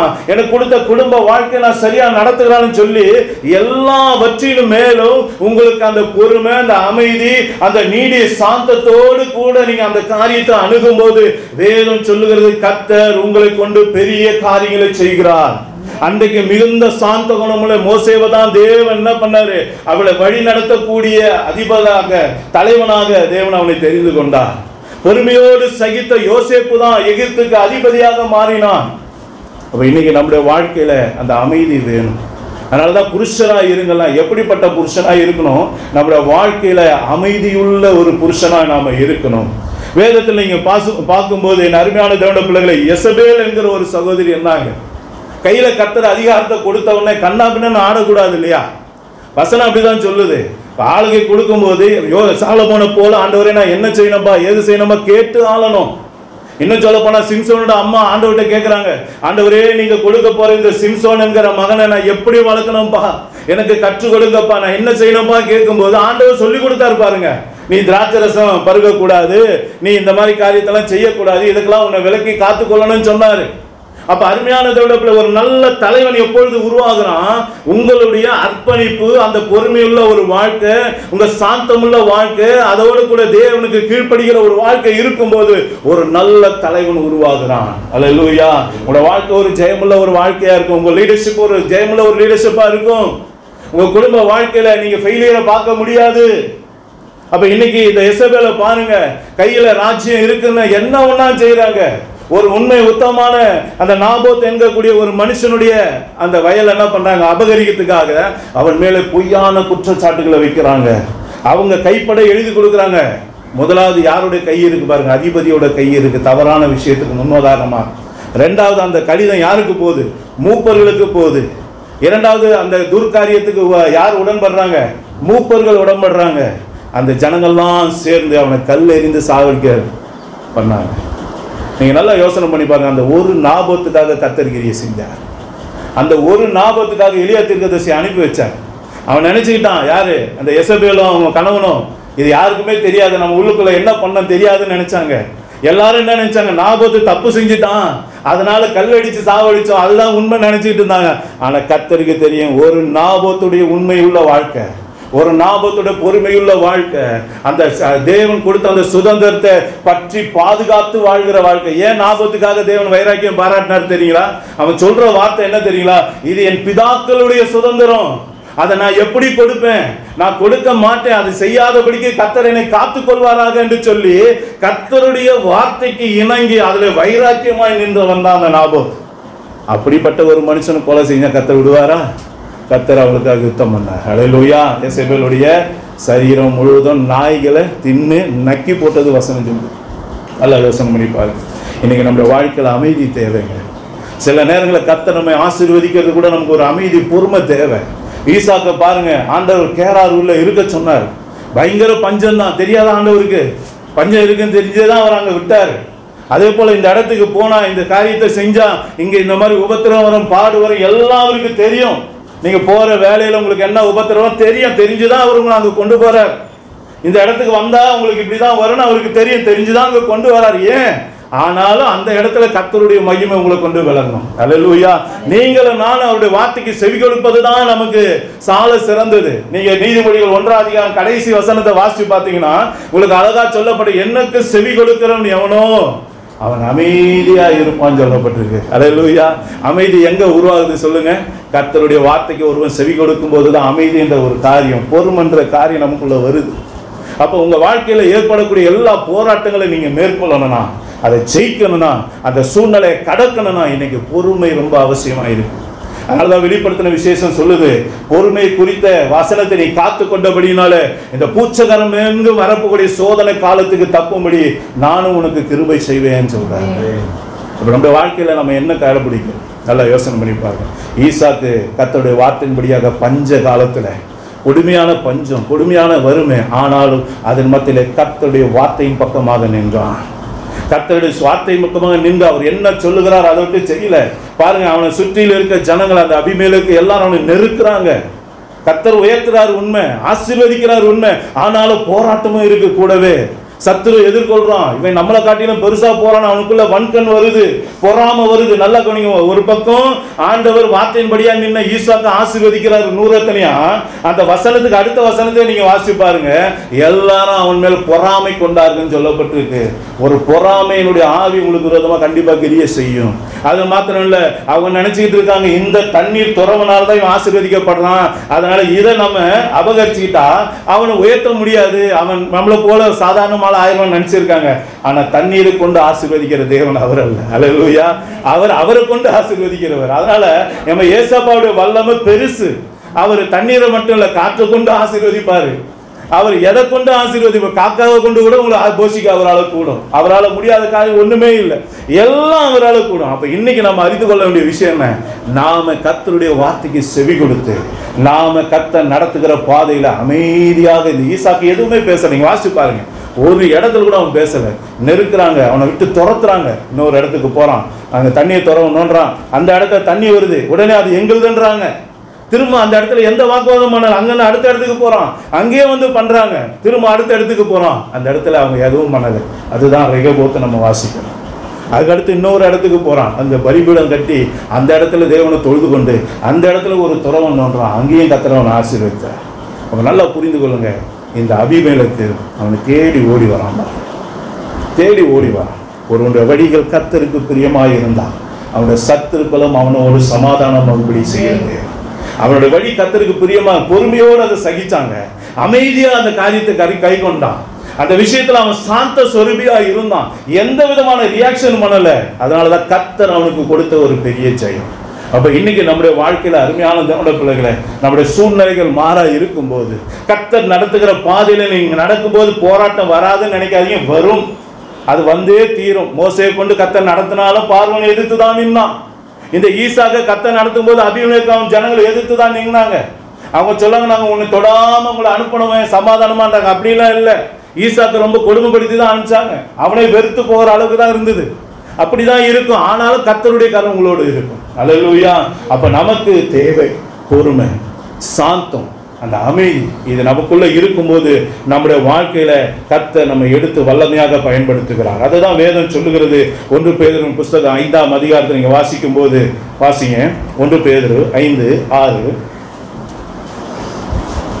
ஆகையால் ஏற்ற காலத்தில் தேவன் உங்களை உயர்த்தும்படி ஆமென், பலத்த கைக்குள் அடங்கியிருங்க. ஆமென். அவருடைய பலத்த கரத்துக்குள்ள அடங்கிருங்க. ஏற்ற காலம் வரும் இந்த சத்துரு போராட்டத்தெல்லாம் நீக்கி போடுறதுக்கு.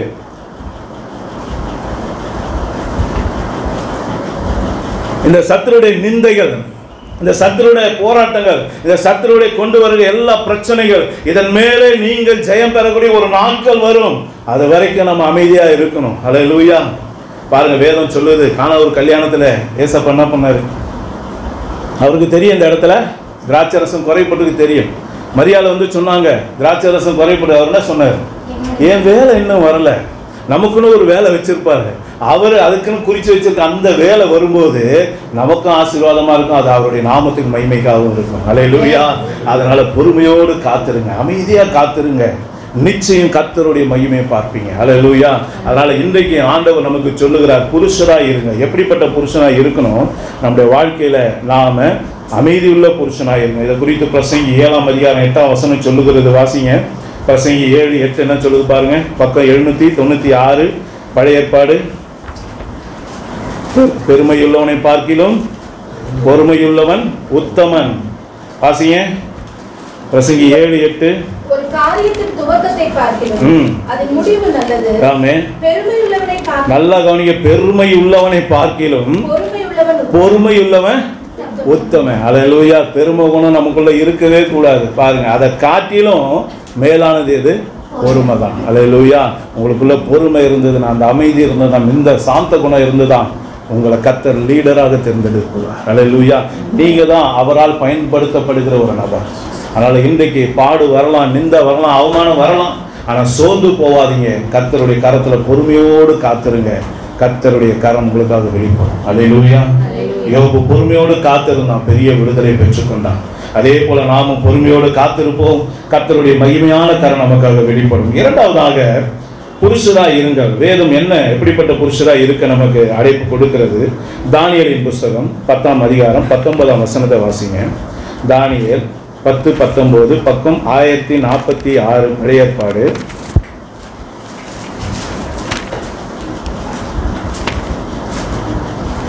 பிரியமான புருஷனே, ஆமென், பயப்படாதே, ஆமென், உனக்கு சமாதானம் உண்டாவதாக, ஆமென், திடம் கொள், ஆமென், திடம் கொள் என்றான். ஆமென். இப்படி அவன் என்னோட பேசுகையில் ஆமென். நான் திடம் கொண்டு அவனை நோக்கி என் ஆண்டவன் பேசுவாராக, ஆமென், என்னை திடப்படுத்தினீரே என்று. ஆமென். இங்க இரண்டாவதாக ஆண்டவர் நம்மளை புருஷனா இருக்கும்படியாக அழைக்கிறார். எப்படிப்பட்ட புருஷனாக? பிரியமான புருஷனாக நாம இருக்கணும் கர்த்தர் விரும்புகிறார். அல்லேலூயா. என்ன புருஷனா? பிரியமான புருஷன். முதல்ல அமைதியுள்ள புருஷனை பார்த்தோம், இரண்டாவதாக பிரியமான புருஷனா இருக்கணும். அப்ப பிரியமான புருஷன், இந்த தானியேலை பார்த்து ஆண்டவர் பல இடங்கள்ல பிரியமான தானியேலே அப்படின்னு சொல்லி அழைக்கிறத நம்ம பார்க்கிறோம், பிரியமான புருஷனேன்னு சொல்லி அழைக்கிறத பார்க்கிறோம். அப்ப இன்னைக்கு நம்முடைய வாழ்க்கையில என் அன்பு தேவ பிள்ளைகளே, நாம பிரியமான புருஷனா இருக்கணும்னா நம்முடைய வாழ்க்கையில தானியேல் இடத்துல காணப்பட்ட காரியம் இருக்கணும். தானியேலுடைய 1ஆம் அதிகாரத்தை நீங்க வாசிச்சு பார்த்தீங்கன்னா வேதம் சொல்லுகிறது, அவன் பாபிலோனியருடைய பழக்க வழக்கத்தினாலே தன்னை தீட்டுப்படுத்தாதபடிக்கு அவன் என்ன பண்ணினானா, அதற்கு விலக்கி தன்னை காத்து கொள்ள அவன் வைராக்கியம் பாராட்டினான். அதற்கு மேலே அவன் கிரியை நடப்பித்தான் என்று வேதம் சொல்லுகிறது. இது எதற்கு அடையாளமா இருக்கு? உலகத்தால் கரைபடாத ஒரு வாழ்க்கை. இந்த உலகத்தினுடைய அசுத்தம், உலகத்தான் என்ன வேணா செய்யட்டும், அவன் எப்படி வேணா பேசட்டும், அவன் எப்படி வேணா பழகட்டும், அவன் எந்த மாதிரி காரியத்தை வேணா செய்யட்டும், ஆனால் நான் அப்படிப்பட்டவன் அல்ல, நான் வேறு பிரிக்கப்பட்டவன், என்னை இப்படிதான் பேசும்படி தேவன் என்னை அழைத்தார், இப்படிதான் பழகும்படி என்னை அழைத்தார், இப்படிதான் நடக்கும்படி என்னை அழைத்தார் என்று சொல்லி நாம கர்த்தருடைய வேத வசனம் சொல்லுகிற பாதையில நடக்கக்கூடிய வேறு பிரிக்கப்பட்ட ஜனம் என்பதை நாம எல்லா இடத்திலும் விளங்க பண்ணோம். நல்லா கவனிங்க. எப்பவுமே நமக்கு தெரிஞ்சவங்களோடு இருக்கும்போது கூட்டத்தோட நம்ம ஏசப்பாவை தொழுது கொள்றது ஈஸி. ஆனா அவன் பாருங்க, அந்நிய தேசத்துல, யாரும் பார்க்காத ஒரு தேசத்துல அங்கேயும் பரிசுத்தம் உள்ள தேவனுக்கு சாட்சியாக இருந்தா பாருங்க. அங்கேயும் கர்த்தருடைய கண் என்ன பார்க்கும், அந்த இடத்திலையும் கர்த்தர் என் பரிசுத்தத்தை பார்ப்பாருன்னு சொல்லி தனிமையில கூட பாவம் செய்யாதபடிக்கு தன்னை விலக்கி காத்து கொண்ட ஒரு பரிசுத்தவான். அதனால்தான் அவன் பிரியமான புருஷனாய் இருந்தான். வேதம் சொல்லுகிறது, இரண்டாவதாக அவன் இடத்துல இடைவிடாமல் தேவனை ஆராதிக்கிற ஒரு குணம். அந்த இடைவிடாமல் தேவனை தொழுது கொண்டே இருந்தான். அவனுக்கு எவ்வளவு வேலை இருந்து, அவன் தான் பிரதானிகளுடைய தலைவன், அவன் தான் ராஜாவுக்கு அடுத்த ஸ்தானத்தில் இருக்கிறவன். கிட்டத்தட்ட 120 தேசத்தினுடைய எல்லா கணக்கு வழக்குகளையும் பார்க்க அந்த ராஜா நம்பி ஒப்படைக்கப்பட்ட ஒரு தனிப்பட்ட நபர். அவனுக்கு எவ்வளவு வேலை இருக்கும் யோசனை பண்ணி பாருங்க. அவ்வளவு வேலையின் மத்தியிலும் அவன் இடைவிடாமல் கர்த்தரை ஆராதிக்கிற ஒரு மனுஷனாய் இருந்தான், கர்த்தரை தேடுகிற ஒரு மனுஷனாய் இருந்தான். அப்ப இன்னைக்கு நம்முடைய வாழ்க்கையில அந்த தானியேலை போல பிரியமான புருஷனா மாறணும். நம்முடைய வாழ்க்கையில உலகத்தால் கரைபடாத ஒரு வாழ்க்கை இருக்கணும். இந்த தானியேலை போல இடைவிடாமல் தேவனை ஆராதிக்கிற வழக்கம் நம்மகிட்ட இருக்கணும். மூன்றாவதாக அதே தானியேல் நீங்க வேதத்தை பார்க்கும்போது அவன் வேதத்தை தியானிக்கிற மனுஷனா இருந்தான். எங்கெங்க போட்டிருக்கு அப்படின்னு நினைக்கலாம். அவன் வேதத்தை தியானம் பண்ணதுனாலதான் இஸ்ரவேலுக்கு 70 வாரம் குறிக்கப்பட்டிருக்கு அவன் கண்டுபிடிச்சான். அத்தனை இஸ்ரவேலர்கள் ஒருத்தனுக்கும் கண்டுபிடிக்க திராணி இல்லை. வேதத்தை தியானிக்கிறவனுக்கு தான் அந்த வெளிப்பாடு கிடைக்குது. நல்லா கவனிச்சு பாருங்க. ஏன் வேதத்தை தியானிக்க சொல்றோம்? கர்த்தர் உங்களுக்காக வைத்திருக்கிற காரியம் உங்களுக்கு அப்பதான் தெரியும். உங்க தேசத்துக்காக வைத்திருக்கிற காரியம் அப்பதான் உங்களுக்கு தெரியும். உங்க குடும்பத்துக்காக வைத்திருக்கிற காரியம் என்ன, உங்க மேல வைத்திருக்கிற தேவ திட்டம் என்ன, நீங்க வேதத்தை தியானம் பண்ணி பாருங்க. அதுல இருந்து பிரத்யேகமாக கர்த்தர் உங்களோடு பேசுவதை உங்களால புரிந்து கொள்ள முடியும். நீங்க தானியேல் அததான் விசுவாசத்தோடு, ஆண்டவரே என் அடிமைத்தன வாழ்வு இன்னும் எவ்வளவு நாள் போகும், என் ஜனம் இன்னும் எவ்வளவு நாள் எளிமையா இருக்கணும் அப்படின்னு சொல்லி ஆண்டவரை தேடி அதோடு கூட வேதத்தையும் வாசிக்கிறவனா இருந்தபோது அவனுடைய கண்ணிலே எரேமியா தீர்க்கதரிசன புஸ்தகத்தை வாசித்தான். அந்த எரேமியா தீர்க்கதரிசன புஸ்தகத்தெல்லாம் அந்த ஜனங்களுக்கு 70 வாரங்கள் முன்குறிக்கப்பட்டு இருக்கிறது என்று அறிந்து கொண்டான். அந்த 70 வாரங்கள் அவன் அறிந்து கொண்ட ரகசியம் எப்படி? வேதத்தை தியானித்ததுனால. இன்னைக்கு நம்முடைய வாழ்க்கையில வேத தியானம் இருக்கா? எவ்வளோ நம்ம பிஸியா, தானியேலை காட்டிலும் தாவீதை காட்டிலும். நல்லா யோசனை பண்ணி பாருங்க. அவ்வளவு பிஸியான ஆளுங்களா? யோசித்து பாருங்க. வேதத்தை அவர் தியானம் பண்ணினான். 4ஆவதாக வசனம் சொல்லுது, மரணம் நேரிடும் என்று தெரிந்த போதிலும் அவன் 3 வேளை தேவனை நோக்கி ஜெபிக்கிற காரியத்தை அவன் விடவே இல்லை. அதுவும் எப்படி ஜெபித்தான்? அவங்க அந்த சம்பவம் நடக்கும்போது 80 வயசுன்னு சொல்றாங்க. 80 வயசுல நெடும் முழங்காலிலே நின்று அவன் பலகணிகளை திறந்து எருசலேமுக்கு நேராக கரங்களை உயர்த்தி ஜெபித்த ஒரு பரிசுத்தவன். மரணம் வரப்போது தெரியுது, பத்திரத்துக்கு கையெழுத்து ஆயிடுச்சுன்னு தெரியுது, தேச சட்டம் என்னுடைய ஜபத்துக்கு எதிராக இருக்குன்னு தெரியுது. ஆனாலும் தன்னுடைய ஜபத்தை விடல. அவன் பயந்து ஓடுகிறவன் அல்ல, சிங்கத்தை போல தைரியமா நின்றான் பாருங்க. எப்போதும் தான் தினமும் செய்கிற வழக்கத்தின்படியே அந்த பத்திரத்துக்கு கையெழுத்தான போதிலும் கூட ஜபத்துல உறுதியாய் தரித்திருந்தான். அதுல வைராக்கியமா நின்றான். தன் ஜீவனையே போனாலும் பரவாயில்ல, நான் கர்த்தரை ஆராதிப்பதிலே, கர்த்தரை தேடுவதிலே, கர்த்தரை நோக்கி ஜெபிப்பதிலே நான் வைராக்கியமா இப்படிதான் இருப்பேன் என்று சொல்லி ஒரு அடி கூட பின்வாங்கவில்லை. இதுதான் கர்த்தர் அவனை பிரியமான புருஷனாய் மாற்ற காரணம். கடைசியாக அதே தானியேலுக்குள்ள வேதம் சொல்லுகிறது, அவன் தன்னுடைய ஜனத்துக்காக, தன்னுடைய தேசத்துக்காக உபவாசம் பண்ணி திறப்பின் வாசலிலே நின்றான் என்று வேதம் சொல்லுகிறது. என் அன்பு தேவ பிள்ளைகள், நமக்காக நம்ம முதல்ல நிற்கிறோமா? நாம முதல்ல நமக்காகவே ஜெபிக்கிறது இல்லை. நமக்காகவே ஜெபிக்கிறது இல்லை. நம்ம ஜபம் எப்படி இருக்குன்னா வெறும் 2 மினிட்ஸ் மேகி மாதிரி தான் இருக்கு. அந்த 2 நிமிஷம் ஜெபம் நம்முடைய வாழ்க்கையில போதுமானதா இருக்குமா? யோசனை பண்ணி பாருங்க. அவங்கள எத்தனை மணி நேரம் ஜெபித்திருப்பான்? ஆண்டவர் 1 மணி நேரம் சொன்னார். ஆனா டிஜி செய்யாம 8 மணி நேரம் நெடுமுழங்கால நின்னாங்கன்னு சொல்லப்பட்டிருக்கு. அப்ப எத்தனையோ பரிசுத்தவங்க எவ்வளவு மணி நேரம் நின்று ஜெபம் பண்றாங்கன்னு சொல்லப்பட்டிருக்கு. ஆனா நம்மளுடைய 2 நிமிஷம் ஜெபம் நம்ம வாழ்க்கையில என்ன மாற்றத்தை உண்டாக்கிறோம் நம்பி நம்ம ஜெபம் பண்ணிக்கிட்டு இருக்கோம். யோசனை பண்ணி பாருங்க. வசனத்தை வாசிங்கன்னா கேட்டீங்கன்னா கேலண்டர்ல ஒரு வசனம் இருக்கும், வாசிட்டேன். யோசனை பண்ணி பாருங்க. இது இல்லைங்க வாழ்க்கை. நீங்க கர்த்தரை எந்த இடத்துல வைக்கிறீங்களோ அவரும் உங்களை அந்த இடத்துல வைப்பார். அல்லேலூயா. நீங்க கர்த்தரை மேன்மையானவரா நினைச்சீங்கன்னா உங்களையும் மேன்மையான ஸ்தானத்துல வைப்பார். நீங்க கர்த்தரை உயர்த்துறவங்களா இருந்தீங்களா உங்களையும் கர்த்தர் உயர்த்துவார். நீங்க எந்த படியினால அளக்குறீங்களோ அந்த படியினால உங்களுக்கும் அளக்கப்படும். அல்லேலூயா. அவன் பாருங்க தேசத்துக்காக நின்னான், கதர்னான், பாவ அறிக்கை செய்தான். ஆண்டவரே எங்க பாவத்தை மன்னிங்க, என் ஜனங்கள் செய்த பாவத்தை மன்னிங்க, நான் செஞ்ச பாவத்தை மன்னிங்க, என் தேசத்துக்கு இரக்கம் பாராட்டுங்க, இந்த அடிமைத்தன வாழ்க்கையிலிருந்து என் ஜனங்களுக்கு விடுதலை தாங்கப்பான்னு சொல்லி கதறி அழுது ஜெபித்தான். வசனம் சொல்லுகிறது கர்த்தர் அவனுக்கு பதில் கொடுத்தார். அல்லேலூயா. 70 வாரத்தினுடைய ரகசியத்தை வெளிப்படுத்தி கொடுத்தார். இப்பதான் அவன் ஜனங்களுக்கு எந்த விடுதலையாகி போவாங்க அப்படின்னு சொல்லி திட்டமும் தெளிவுமாக தேவன் அவனோடு கூட பேசினார். அப்போ ஒரு புரியமான புருஷனுக்குரிய குவாலிஃபிகேஷனை பாருங்க. உலகத்தால் கரைபடாத ஒரு வாழ்க்கை, இடைவிடாமல் தேவனை ஆராதிக்கிற ஒரு வாழ்க்கை, அதோடு கூட வேதத்தை தியானிக்கிற ஒரு வாழ்க்கை, அவனுடைய வாழ்க்கையில மரணமே நேரிடுகிறதா இருந்தாலும் ஜெபத்தை விடாத ஒரு வாழ்க்கை, தன் தேசத்துக்காக தன்னுடைய ஜனத்துக்காக திறப்பின் வாசலில் நின்று போராடக்கூடிய ஒரு வாழ்க்கை. இதுதான் தானியேலை பிரியமான புருஷனாய் மாற்றினார். இன்னைக்கு என் வாழ்க்கையில நான் எப்படி இருக்கிறேன்? உலகத்தை ஜனத்தை பார்க்கும்போது வா மச்சான் அப்படின்னு சொல்லி போயிடுறோமா? வாடா அடே நம்ம போலாம் சேர்ந்து அப்படின்னு சொல்றோமா? உலகத்தனுடைய பேச்சு நம்முடைய வாயில வருதுனாலே நம்ம ஸ்கிப் ஆயிட்டோன்னு அர்த்தம். நல்லா புரிந்து கொள்ளுங்க. உலகத்தனுடைய பேச்சு, அவனுடைய பழக்க வழக்கம் எந்த ரூபத்துல நம்ம கிட்ட வந்தாலும் நம்ம அப்பவே எங்கேயோ டைவர்ட் ஆகி போயிட்டு இருக்கோம்னு அர்த்தம். அப்ப இன்னைக்கு நம்ம அறிந்து கொள்ள வேண்டிய விஷயம் என்ன? நம்ம உலகத்தால கரைப்படாதபடிக்கு நம்ம காத்து கொள்ளணும். உலக சிநேகம் தேவனுக்கு விரோதமான பகை என்று வேதம் சொல்லுகிறது. ஒன்னு கர்த்தர் தேவனானால் கர்த்தரை பின்பற்றுங்க. பரிசுத்த வழிதான் வேணும்னா பரிசுத்த வழியை பின்பற்றுங்க. இல்ல உலகம் தான் வேணும், பிசாசு தான் வேணும், அசுத்தம் தான் வேணும்னா அதை பின்பற்றுங்க. பாகால் தெய்வமானால் பாகாலை பின்பற்றுங்க. இதுதான் வேதம் சொல்லுகிற சத்தியம். ஒண்ணு ஆத்துல நட, இல்ல சேத்துல நட. நான் 2த்துலயும் நடப்பேன்னு சொன்னா உன்னை வாந்தி பண்ணி போடுவேன்னு கர்த்தர் சொல்றாரு. அனலும் இன்றி குளிரும் இல்லாத ஒரு வாழ்க்கை உன்கிட்ட இருந்ததுன்னா ஆண்டவர் சொல்ல நான் வாந்தி பண்ணி போடுவேன். அருவருப்பான ஒரு வாழ்க்கை. யோசித்து பாருங்க. இன்னைக்கு நம்முடைய வாழ்க்கையில கர்த்தருக்கு பிரியமான புருஷனா நம்ம இருக்கணும். அதுதான் கர்த்தர் நம்மோடு கூட பேசுகிறார்.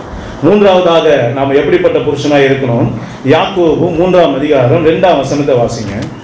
யாக்கோபு 3ஆம் அதிகாரம் 2ஆம் வசனம், பக்கம் 314, புதிய ஏற்பாடு. நாம் எல்லாரும் அநேக விஷயங்களில் தவறுகிறோம்.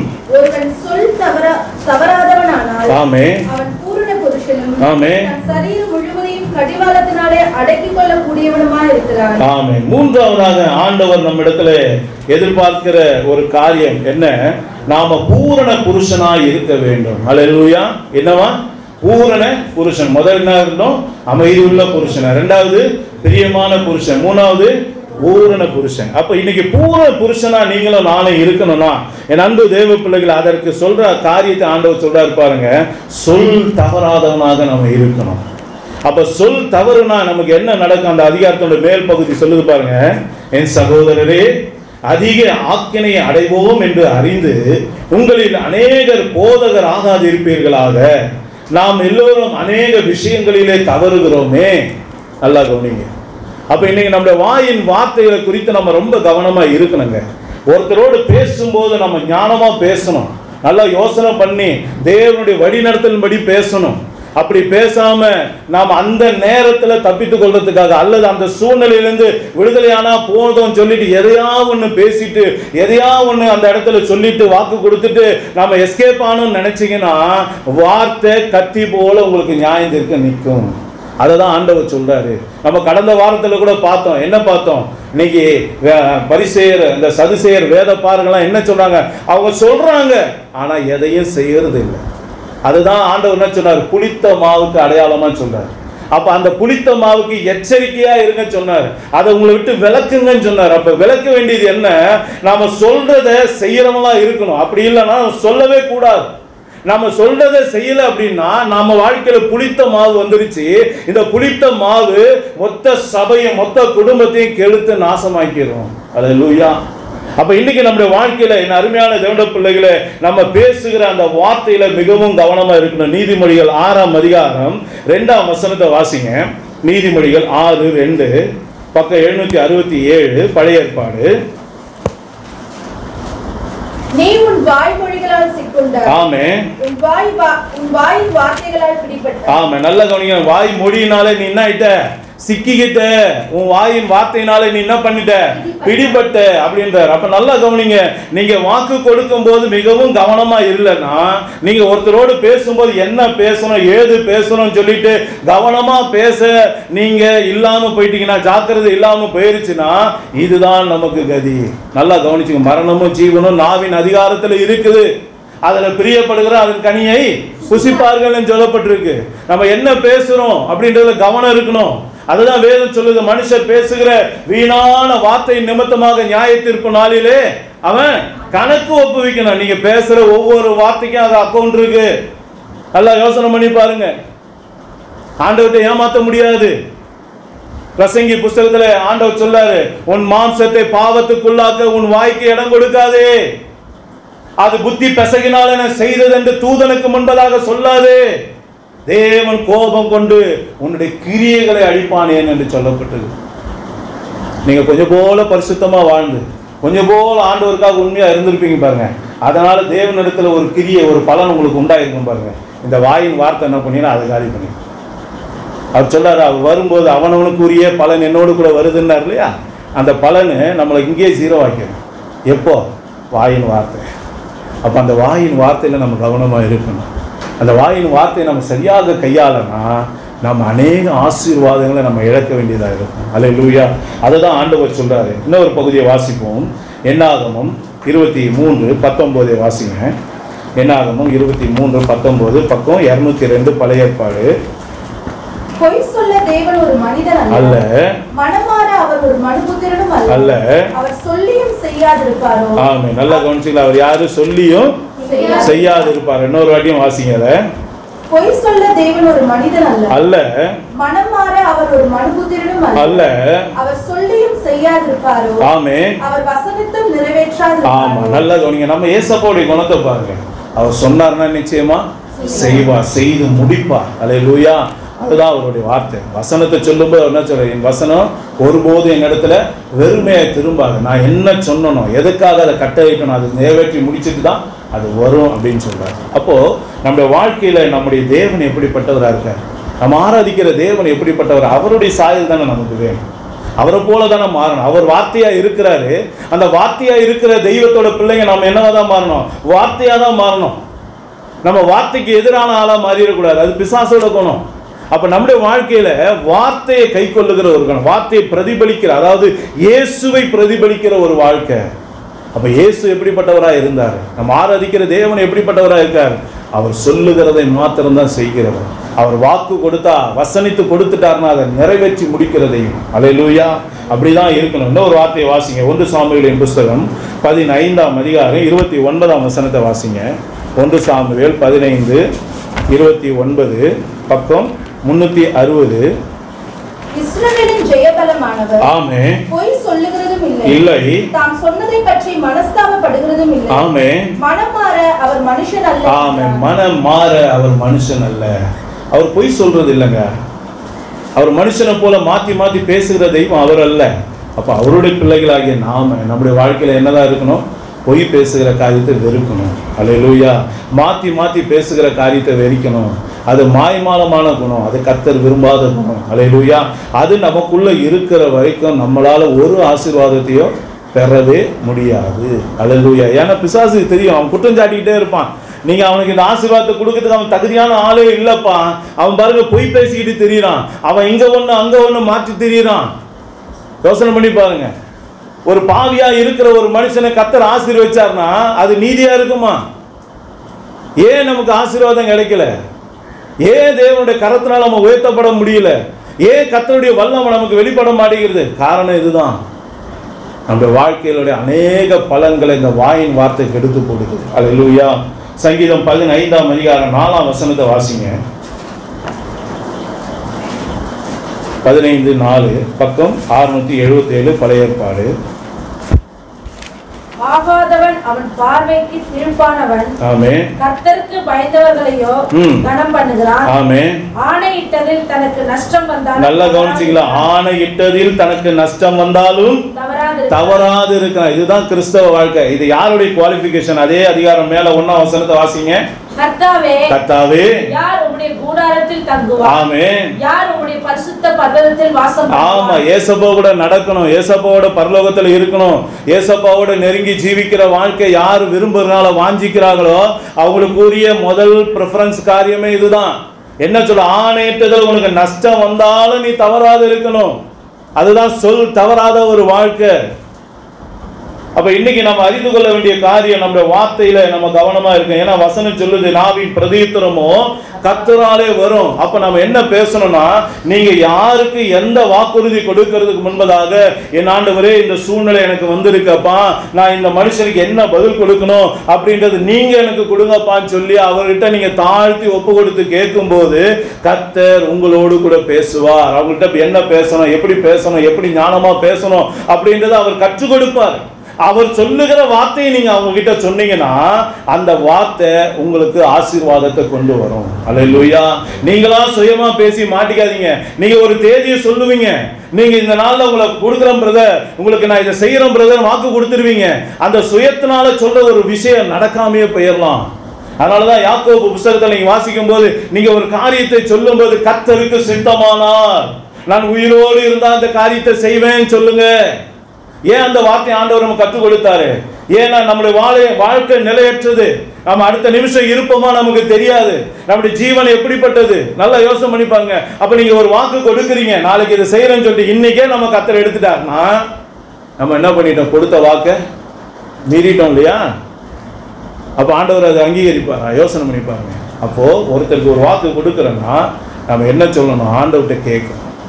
ஆண்டவர்கிட்ட கேட்டு, ஆண்டவரே இந்த போராட்டத்தில் மாட்டிக்கிட்டோம்பா, இந்த பிரச்சனையில் மாட்டிக்கிட்டேன், இந்த மனுஷங்களை என்ன பதில் கொடுக்கறது, எனக்கு நீங்கள் தான்ப்பா சொல்லணும் அப்படின்னு சொல்லி நீங்கள் கேட்கும்போது அவர் நீதி உள்ள தெய்வம். உங்களுக்கு எப்போ அவர் அற்புதம் செய்வாரோ அந்த காரியத்தை அவர் வெளிப்படுத்தி கொடுப்பார். அதோடு கூட நீங்கள் பேசும்போது அவருடைய கிருபை வெளிப்படும், அவருடைய தயவு வெளிப்படும், அவருடைய வல்லமை வெளிப்படும். நீங்க நினைப்பீங்க நம்ம பேசுற சாதாரண வார்த்தை ஆண்டவருடைய வார்த்தையா இருந்தாலும் கூட, அதை கேட்கிறவன் உக்கிர கோபத்தோடு இருந்தாலும் ஆண்டவருடைய வார்த்தையோடு கூட இருக்கிற வல்லமை அவனுடைய காதுல போகும்போது அவன் சாந்தமா மாறிடுவான். அல்லேலூயா. கர்த்தரால கூடாத காரியம் ஒண்ணுமே இல்லைங்க. நீங்க பேசி பிராக்டிஸ் பண்ணி பாருங்க.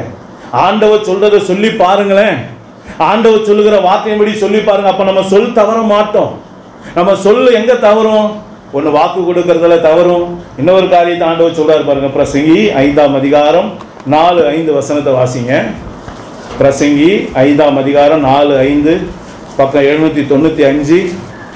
நீ தேவனுக்கு ஒரு பொருத்தனை பண்ணிக்கொண்டாய். ஆமென். அதை செலுத்த தாமதியாதே. ஆமென். அவர் மூடரில் பிரியப்படுகிறதில்லை. ஆமென். நீ நேர்ந்து கொண்டதை செய். நீ நேர்ந்து கொண்டதை, நீ பொருத்தனை பண்ணதை செய்யி. அடுத்த வார்த்தை பாருங்க. நீ நேர்ந்து கொண்டதை செய்யாமல் போவதை பாரு. நல்லா கவனிச்சீங்களா? இங்கதான் நம்ம நிறைய இடங்கள்ல பொருத்தனை பண்ணுவாங்க. சில பேர் ஆண்டவர்கிட்ட என்ன பண்ணுவாங்க? ஆண்டவரே எனக்கு இந்த காரியத்தை செய்யுங்கப்பா, நான் இதை செய்வேன் அப்படின்னு சொல்லுவாங்க. ஆண்டவரும் செஞ்சிருவார். ஆனால் அவர்கிட்ட நம்ம சொன்ன விஷயத்தை அவர் செஞ்சிடறாரு இல்லை? அதுக்கு நம்ம என்ன சொல்லியிருக்கோம்? ஆண்டவரே நீங்கள் இதை செஞ்சால் நான் அதை செய்கிறேன்ப்பான்னு சொல்லியிருப்போம் பாருங்க. அதுதானே பொருத்தனை. அப்படி நீங்கள் செய்யும் போது அந்த செய்ய வேண்டிய காரியத்தை செய்யாத போது அது என்ன பண்ணுதா பாருங்க. நீ நேர்ந்து கொண்டதை செய்யாமல் போவதை பார்க்கலாம் ஏன் அங்க மேல சொன்ன வார்த்தையை பாருங்க. பொருத்தனை பண்ணி கொண்டாலும் செலுத்த தாமதியாது. அப்ப நீங்க அந்த வார்த்தையில கவனமா இருக்கணும். ஆண்டவருக்கு ஒரு வாக்கு கொடுத்தீங்கன்னா கவனமா இருக்கணும். பொருத்தனை ஜெபம் மேன்மையானதுதான். சங்கீதம் 50ஆம் அதிகாரத்தை நீங்க வாசிச்சு பாருங்க. நீங்க பொருத்தனை பண்ணி ஜெபிக்கும் போது அவர் அந்த இடத்துல விடுதலை கொடுக்கிறார். உண்மைதான், இல்லைன்னு சொல்லல. ஆனா பொருத்தனை பண்ணும்போது அதை நம்ம யோசிக்கணும். நம்மளால அதை செய்ய முடியுமா, அதை கை கொள்ள முடியுமா, நிறைவேற்ற முடியுமா அப்படின்னு நம்ம யோசிச்சு தான் அந்த காரியத்தை செய்யணும். நம்ம பாட்டு ஏதோ உற்சாகத்தின் மிகுதியில் ஏதாவது ஒரு காரியத்தில் போய் நம்ம சிக்கி கொள்ளக்கூடாது. ஒருத்தனை செய்வதை காட்டிலும் நேர்ந்து கொள்ளாமல் இருப்பதே நலம் என்று வேதம் சொல்லுகிறது. அது நமக்கு கண்ணியா போயிடும். அப்ப இதுல கவனமா இருக்கணும். அப்ப இன்னைக்கு அருமையான தேவனுடைய பிள்ளைகளை, நம்ம சொல் எங்க தவறோம்? ஒருத்தருக்கு கொடுக்கிறேன்னு வாக்கு கொடுக்கும்போது, அதே போல ஆண்டவருக்கு செய்கிற காரியத்துல நம்ம வாக்கு கொடுக்கும்போது அங்கதான் நம்ம தவறிப்போம். அல்லேலூயா. அப்ப இந்த காரியம் நம்ம கிட்ட வராம இருக்கணும்னா நம்ம நாவின் பிரதியுத்தரமோ கர்த்தரால் வரும் என்ற வார்த்தையின்படியாக கர்த்தருடைய வார்த்தைக்காக காத்திருக்கிற ஒரு வாழ்க்கை நம்ம கிட்ட. அல்லேலூயா. அவர்கிட்ட கேளுங்க, கர்த்தர் உங்களுக்கு கொடுப்பார். நீங்க யார்கிட்ட என்ன பேசணும் கேட்டு பாருங்க, அவர் கொடுப்பார். அவர் ஞானமுள்ள தெய்வம். அவர் சொல்லுகிறத நீங்க பதிலாக சொல்லும் போது அந்த இடத்துல கர்த்தருடைய மகிமையை நீங்க பார்ப்பீங்க, வல்லமையை பார்ப்பீங்க. அல்லேலூயா. கர்த்தர் பலத்த கிரியைகளை எளிமையான காரியத்தில் செய்வார். என்னது? பலத்த காரியங்களை எளிமையான காரியத்தில் செய்வார். அல்லேலூயா. எளிமையில எப்போது தேவன் தன்னை வெளிப்படுத்துகிறார். நீங்க சொல்லிதான் பாருங்களேன், நீங்க செஞ்சுதான் பாருங்களேன், கர்த்தருடைய வார்த்தைக்கு கீழ்ப்படிஞ்சு நடந்துதான் பாருங்களேன். நிச்சயம் கர்த்தர் உங்களை உயர்த்துவதை உங்க கண்ணால பார்க்க முடியும். அல்லேலூயா. அப்ப 3 காரியத்தை சொன்னார். புருஷனா இருங்க. என்ன புருஷனா இருக்கணும்? அமைதியான புருஷன், பிரியமான புருஷன், பூரண புருஷனா இருக்கணும். அல்லேலூயா. இந்த 3 காரியத்தை இன்னைக்கு கர்த்தர் நம்மளுக்கு எதிர்பார்க்கிறார். நம்ம எல்லாரும் ஒரு நிமிஷம் அப்படியே கண்களை மூடுவோமா? எல்லாரும் உள்ளத்தின் ஆழத்திலிருந்து இன்னைக்கு ஆண்டவரை ஆராதிக்கிறேன் நான், ஆண்டவரை தொழுது கொள்ளுகிறேன் நான். என்னோட வாழ்க்கையில என் தெய்வம், என்னுடைய மனவாளன், என்னுடைய நேச பிதா, என்னிடத்தில் எதிர்பார்க்கிற என் ஆத்தும நேச, அவருடைய விருப்பத்தை நான் நிறைவேற்றுகிறேன். தம்மை தொழுதுகிறவர்கள் இப்படிப்பட்டவர்களாக இருக்க வேண்டும் என்று தேவன் ஒரு விருப்பம் உள்ளவராக இருக்கிறார். நாம புருஷனாக இருக்கணும்னு விரும்புகிறார், இப்படிதான் வாழணும்னு விரும்புகிறார். யோசித்து பாருங்க. மிக சாலமோன் அமைதியுள்ள புருஷனாக இருந்தபடியினாலே வேதம் சொல்லுகிறது அவனுடைய நாட்கள் எல்லாம் அமைதியாய் இருந்தது, சமாதானம் நிறைந்ததாய் இருந்தது. கொஞ்சம் இருந்துதான் பார்ப்போமே, அமைதினா என்னன்னு பார்ப்போமே, சாந்த குணத்தை தேவனிடத்தில் கேட்டு பெற்றுக்கொள்வோமே, அந்த பொறுமையை கேட்டு பெற்றுக்கொள்வோமே. நம்ம வாழ்க்கை சமாதானம் வேணும் இல்லையா? சமாதானம் இல்லாதனால கண்ணீர் வடிச்சுக்கிட்டு இருக்கோம். எதை பார்த்தாலும் நமக்கு பயம் வருது. யோசித்து பாருங்க. ஆண்டவருடைய கரத்தில் நம்ம தாழ்த்தி ஒப்பு கொடுக்கணும். தேவன் நம்ம எதிர்பார்க்கிற ஒரு குவாலிஃபிகேஷன் இன்னைக்கு அமைதியை நம்ம இடத்துல எதிர்பார்க்கிறார், பொறுமையை எதிர்பார்க்கிறார். நம்ம இடத்துல பயந்து நடுங்குகிற வாழ்க்கையை எதிர்பார்க்கல தேவன். நீ ஏன் பிள்ளை என்ன போல புருஷனாயிரு, நான் எப்படி இருக்கணும் அதை போல திடமாயிரு. அவர் யூத ராஜ சிங்கம் இல்லையா? அவரை போல நம்ம இருக்கும்படியா தான் அழைக்கிறார். அவர் எப்படி எல்லாவற்றையும் பொறுமையா சகித்தாரோ, அன்பு சகலத்தையும் தாங்கும், சகலத்தையும் சகிக்கும், சகலத்தையும் விசுவாசிக்கும். அவருடைய அன்பு நமக்குள்ள இருந்தா எந்த சூழ்நிலையும் நம்ம கடப்போம். யார் நம்மள என்ன பேசினாலும், யார் நமக்கு விரோதமா எதிர்த்து நின்றாலும், அந்த பொறுமை, அந்த அமைதி, அந்த சாந்த குணம் அது நம்மை உயர்த்தும் என்பதை ஆண்டவர் சொல்லுகிறார். நீங்க பொறுமையை கடைபிடிச்சு பாருங்களேன், நீங்க அமைதியா இருந்து பாருங்களேன். அன்றைக்கு மோசேக்காக கர்த்தர் வெளிப்பட்டது போல உங்களுக்காகவும் வெளிப்படுவார். நீங்க அவரை பார்க்கணும்னு நினைச்சா இருந்து பாருங்க. அவர் அண்ணன் கூட பார்க்க மாட்டாரு, அக்கான்னு கூட பார்க்க மாட்டாரு. அவருடைய பிள்ளைன்னு வந்துட்டா யார் அவருடைய வார்த்தையின்படியாக நிற்கிறார்களோ அவர்கள் தான் அவருக்கு முக்கியம். என் அன்பு தேவ பிள்ளைகளே, நீங்க வசனத்துக்கு நடுங்குவீர்களா? வசனத்துக்கு கீழ்ப்படுகிறீங்களா? நீங்க வசனத்துக்கு கீழ்ப்படுகிற ஒரு வாழ்க்கை தேவன் எதிர்பார்க்கிறார். நீங்க தானியேலை போல பரிசுத்தமாய் வாழ தேவன் நம்மை அழைக்கிறார். ஒரு சொல் தவறாத ஒரு வாழ்க்கை. நம்முடைய வாழ்க்கையில எந்த விதமான கண்ணியில நம்ம சிக்கிக்கொள்ளாதபடிக்கு, போராட்டத்தில் சிக்கிக்கொள்ளாதபடிக்கு வாயின் வார்த்தையில கவனமா இருக்கணும். அததான் அந்த யாக்கோபு நிருபம் முழுவதும் நீங்க பாக்குறீங்க. ஒரே வாயிலிருந்து நல்ல தண்ணீர் கெட்ட தண்ணீர் வராதே, ஒரே வாயிலிருந்து ஆசீர்வாதமும் சாபமும் வராதே. என் அன்பு தேவ பிள்ளைகளே, நாவும் நெருப்பு தான், அது ஆயுள் சக்கரத்தை கொளுத்து விடும். நாம சொல்ற ஒரு வார்த்தை ஒருத்தனுடைய வாழ்க்கையை நாசமாக்கிறோம். நாம சொல்லுகிற வாழ்க்கை நம்முடைய ஆயுள் சக்கரத்தை அது கொளுத்திடும். அதனாலதான் பவுல் சொல்லுகிறார், நான் தானே ஆகாதவனாய் போகாதபடிக்கு என் சரீரத்தை அடக்கி ஒடுக்குகிறேன் என்று சொல்லுகிறார். பலவானை பார்க்கிலும் தன் மனதை அடக்குகிற உத்தமன் என்று சொல்லப்பட்டிருக்கிறார். என் அன்பு தேவ பிள்ளைகளே, எனக்கு அந்த வாயின் வார்த்தைகளை நம்ம கவனமா கையாளணும் ஆண்டவர் சொன்னார். எடுத்தேன் கௌத்தன் பேசுறதை ஆண்டவர் விரும்பல. எனக்காக காத்திரு மகனே, எனக்காக காத்திரு, நான் உனக்கு உணர்த்துவேன், அதை சொல்லு, அதை பேசு, அந்த காரியத்தை குறித்து நீ பேசு. இதுதான் கர்த்தர் நம்மிடத்தில் சொல்லுகிற ஒரு காரியம். ஒப்பு கொடுப்போமா? இன்னைக்கு நம்ம எப்படி வாழணும் கற்றுக் கொடுக்கிறார். ஒருவேளை நம்ம இந்த காரியத்துல தவறி போயிருப்போமா, ஆண்டவர்கிட்ட மன்னிப்பு கேட்போமா? அமைதியாக இருக்க வேண்டிய நான் ரொம்ப ஆடி இருந்தா ஆண்டவர்கிட்ட மன்னிப்பு கேட்போம். ரொம்ப துணிகரமா நடந்திருந்தா ஆண்டவர்கிட்ட மன்னிப்பு கேட்போம். ரொம்ப மீறி நடந்திருந்தா ஆண்டவர்கிட்ட மன்னிப்பு கேட்போம். துணிகரமாய் பேசியிருந்தா ஆண்டவர்கிட்ட மன்னிப்பு கேட்போம். ஆண்டவரே, நீர் சாந்த சொருவியாக இருக்கிறது போல நான் என்ற வாழ்க்கையில மிகுந்த சாந்த குணத்தினால, மிகுந்த அமைதியினால, மிகுந்த பொறுமையோடு இருக்க எனக்கு உதவி செய்யப்பா என்று சொல்லிக்கிறேன்.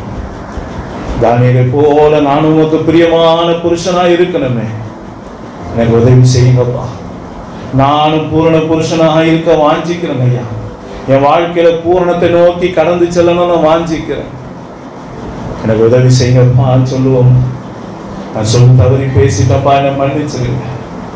நான் வாக்கு கொடுக்கும் போது கவனம் இல்லாம கொடுத்துட்டப்பா, அதனால எனக்கு நிந்த அவமானம், தேவையில்லாத பிரச்சனைங்க எல்லாம் வந்திருக்கப்பா, என்னை மன்னிங்கப்பா, இதுல இருந்து என்னை காப்பாத்துங்கப்பான்னு சொல்லி ஒப்பு கொடுப்போம். என் அன்பு தேவ பிள்ளைகளை, தாவீதை போல நம்ம சரண்டர் பண்ணுவோம்மா. தாவீது தப்பு செஞ்சுட்டான், ஆனாலும் ஆண்டவர் பாதத்தில் போய் வந்துட்டான். என்ன உங்களால தவிர வேற யாராலும் காப்பாற்ற முடியாதுப்பா. நான் மனுஷன் கையில விழுறதை காட்டிலும் என் ஆண்டவரே உங்க கையில விழுறதே எனக்கு நலமா இருக்குன்னு சொல்லி ஆண்டவர் பாதத்தில் ஓடோடி வந்து விழுந்துட்டான். இன்னைக்கு நாம் ஆண்டோட சமூகத்துல ஒப்பு கொடுப்போமா? அவர் அடித்தால் அணைக்கிற தெய்வம், அவர் காயப்படுத்தினாலும் காயம் கட்டுகிற தெய்வம் அவர் தான். நாம் இப்படியே இருப்பது அவருக்கு சித்தம் அல்ல. என் மகன் இப்படியே இருப்பது அவருக்கு சித்தம் அல்ல. என் மகள் இப்படியே இருப்பது சித்தம் அல்ல. நீங்க துக்கமுகமாவே இருப்பது அவருக்கு சித்தம் அல்ல. நீங்க வேதனையோடு இருப்பது அவருக்கு சித்தம் அல்ல. நீங்க கண்ணீரோடு இருப்பது சித்தம் அல்ல. கண்ணீரினால் உங்கள் படுக்கை நினைப்பது அவருக்கு சித்தம் அல்ல.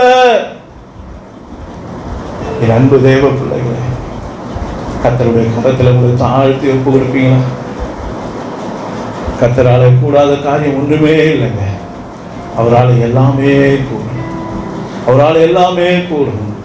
உத்தமனுக்கு தம்முடைய வல்லமை வெளிப்படுத்த அவருடைய கண்கள் பூமி எங்கு உலாவிக் கொண்டு இருக்கிறது என்று வேதம் சொல்லுது.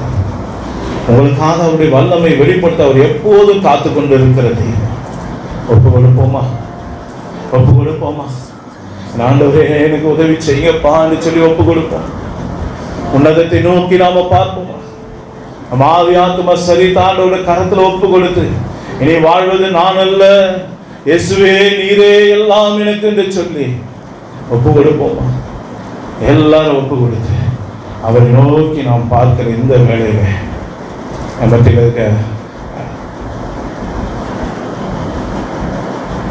இருக்க அருமையான சகோதரர் ஜாஷுவா முன்பதாக வந்து இந்த ஜெப வேலையை நடத்தும்படியான கேட்கிறேன்.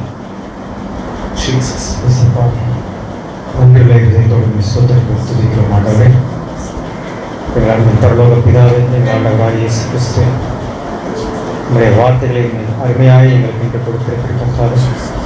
இயேசப்பா, உங்களுடைய வார்த்தை என்னும் மன்னாவினால் இன்று எங்களை போஷித்து ஒரு அமைதியான புருஷனாக, ஒரு பூரண புருஷனாக, இயேசப்பா சொல் தவறாதவர்களாக காரியங்கள் இப்படி இருக்க வேண்டும் என்று நீங்கள் எங்களுக்கு கற்றுக் கொடுத்திருக்கிறீர். அதற்காக எனக்கு கொடான கொடி நன்றி இயேசப்பா.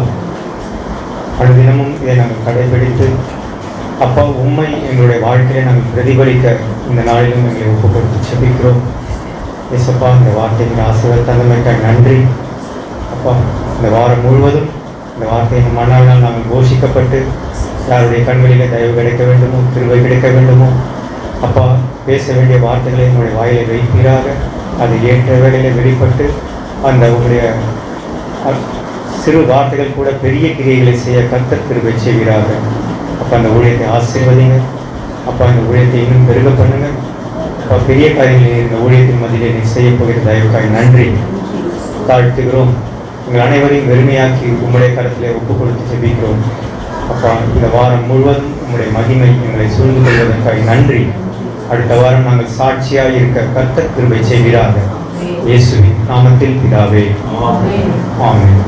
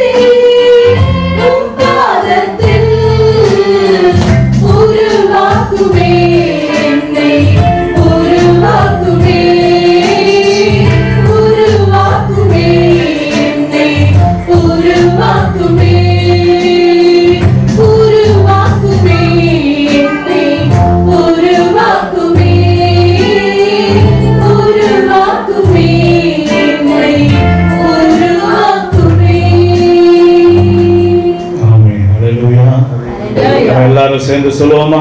என் ஆத்துமாவே கர்த்தரை ஸ்தோத்திரி, என் முழுவதுமே பரிசுத்த நாமத்தை ஸ்தோத்திரி. என் ஆத்துமாவே கர்த்தரை ஸ்தோத்திரி, கர்த்தர் செய்த சகல உபகாரங்களை மறவாதே. ஆமென், ஆமென். நம்முடைய கர்த்தராகிய இயேசு கிறிஸ்துவுக்கு ஆமென். நம்முடைய கர்த்தராகிய இயேசு கிறிஸ்துவுக்கு எப்பொழுதும் மகிமை உண்டாகட்டும். நம்முடைய கர்த்தராகிய இயேசு கிறிஸ்து நம்மை ஆசீர்வதித்து வழி நடத்துவாராக. ஆமென், ஆமென். ஹல்லேலூயா, ஹல்லேலூயா, ஆமென். எல்லாருக்கும் ஸ்தோத்திரம். Praise the Lord, praise the Lord. ஒருவரை வாழ்த்துங்கள். கர்த்தர் உங்களை ஆசீர்வதிப்பாராக. ஆமென்.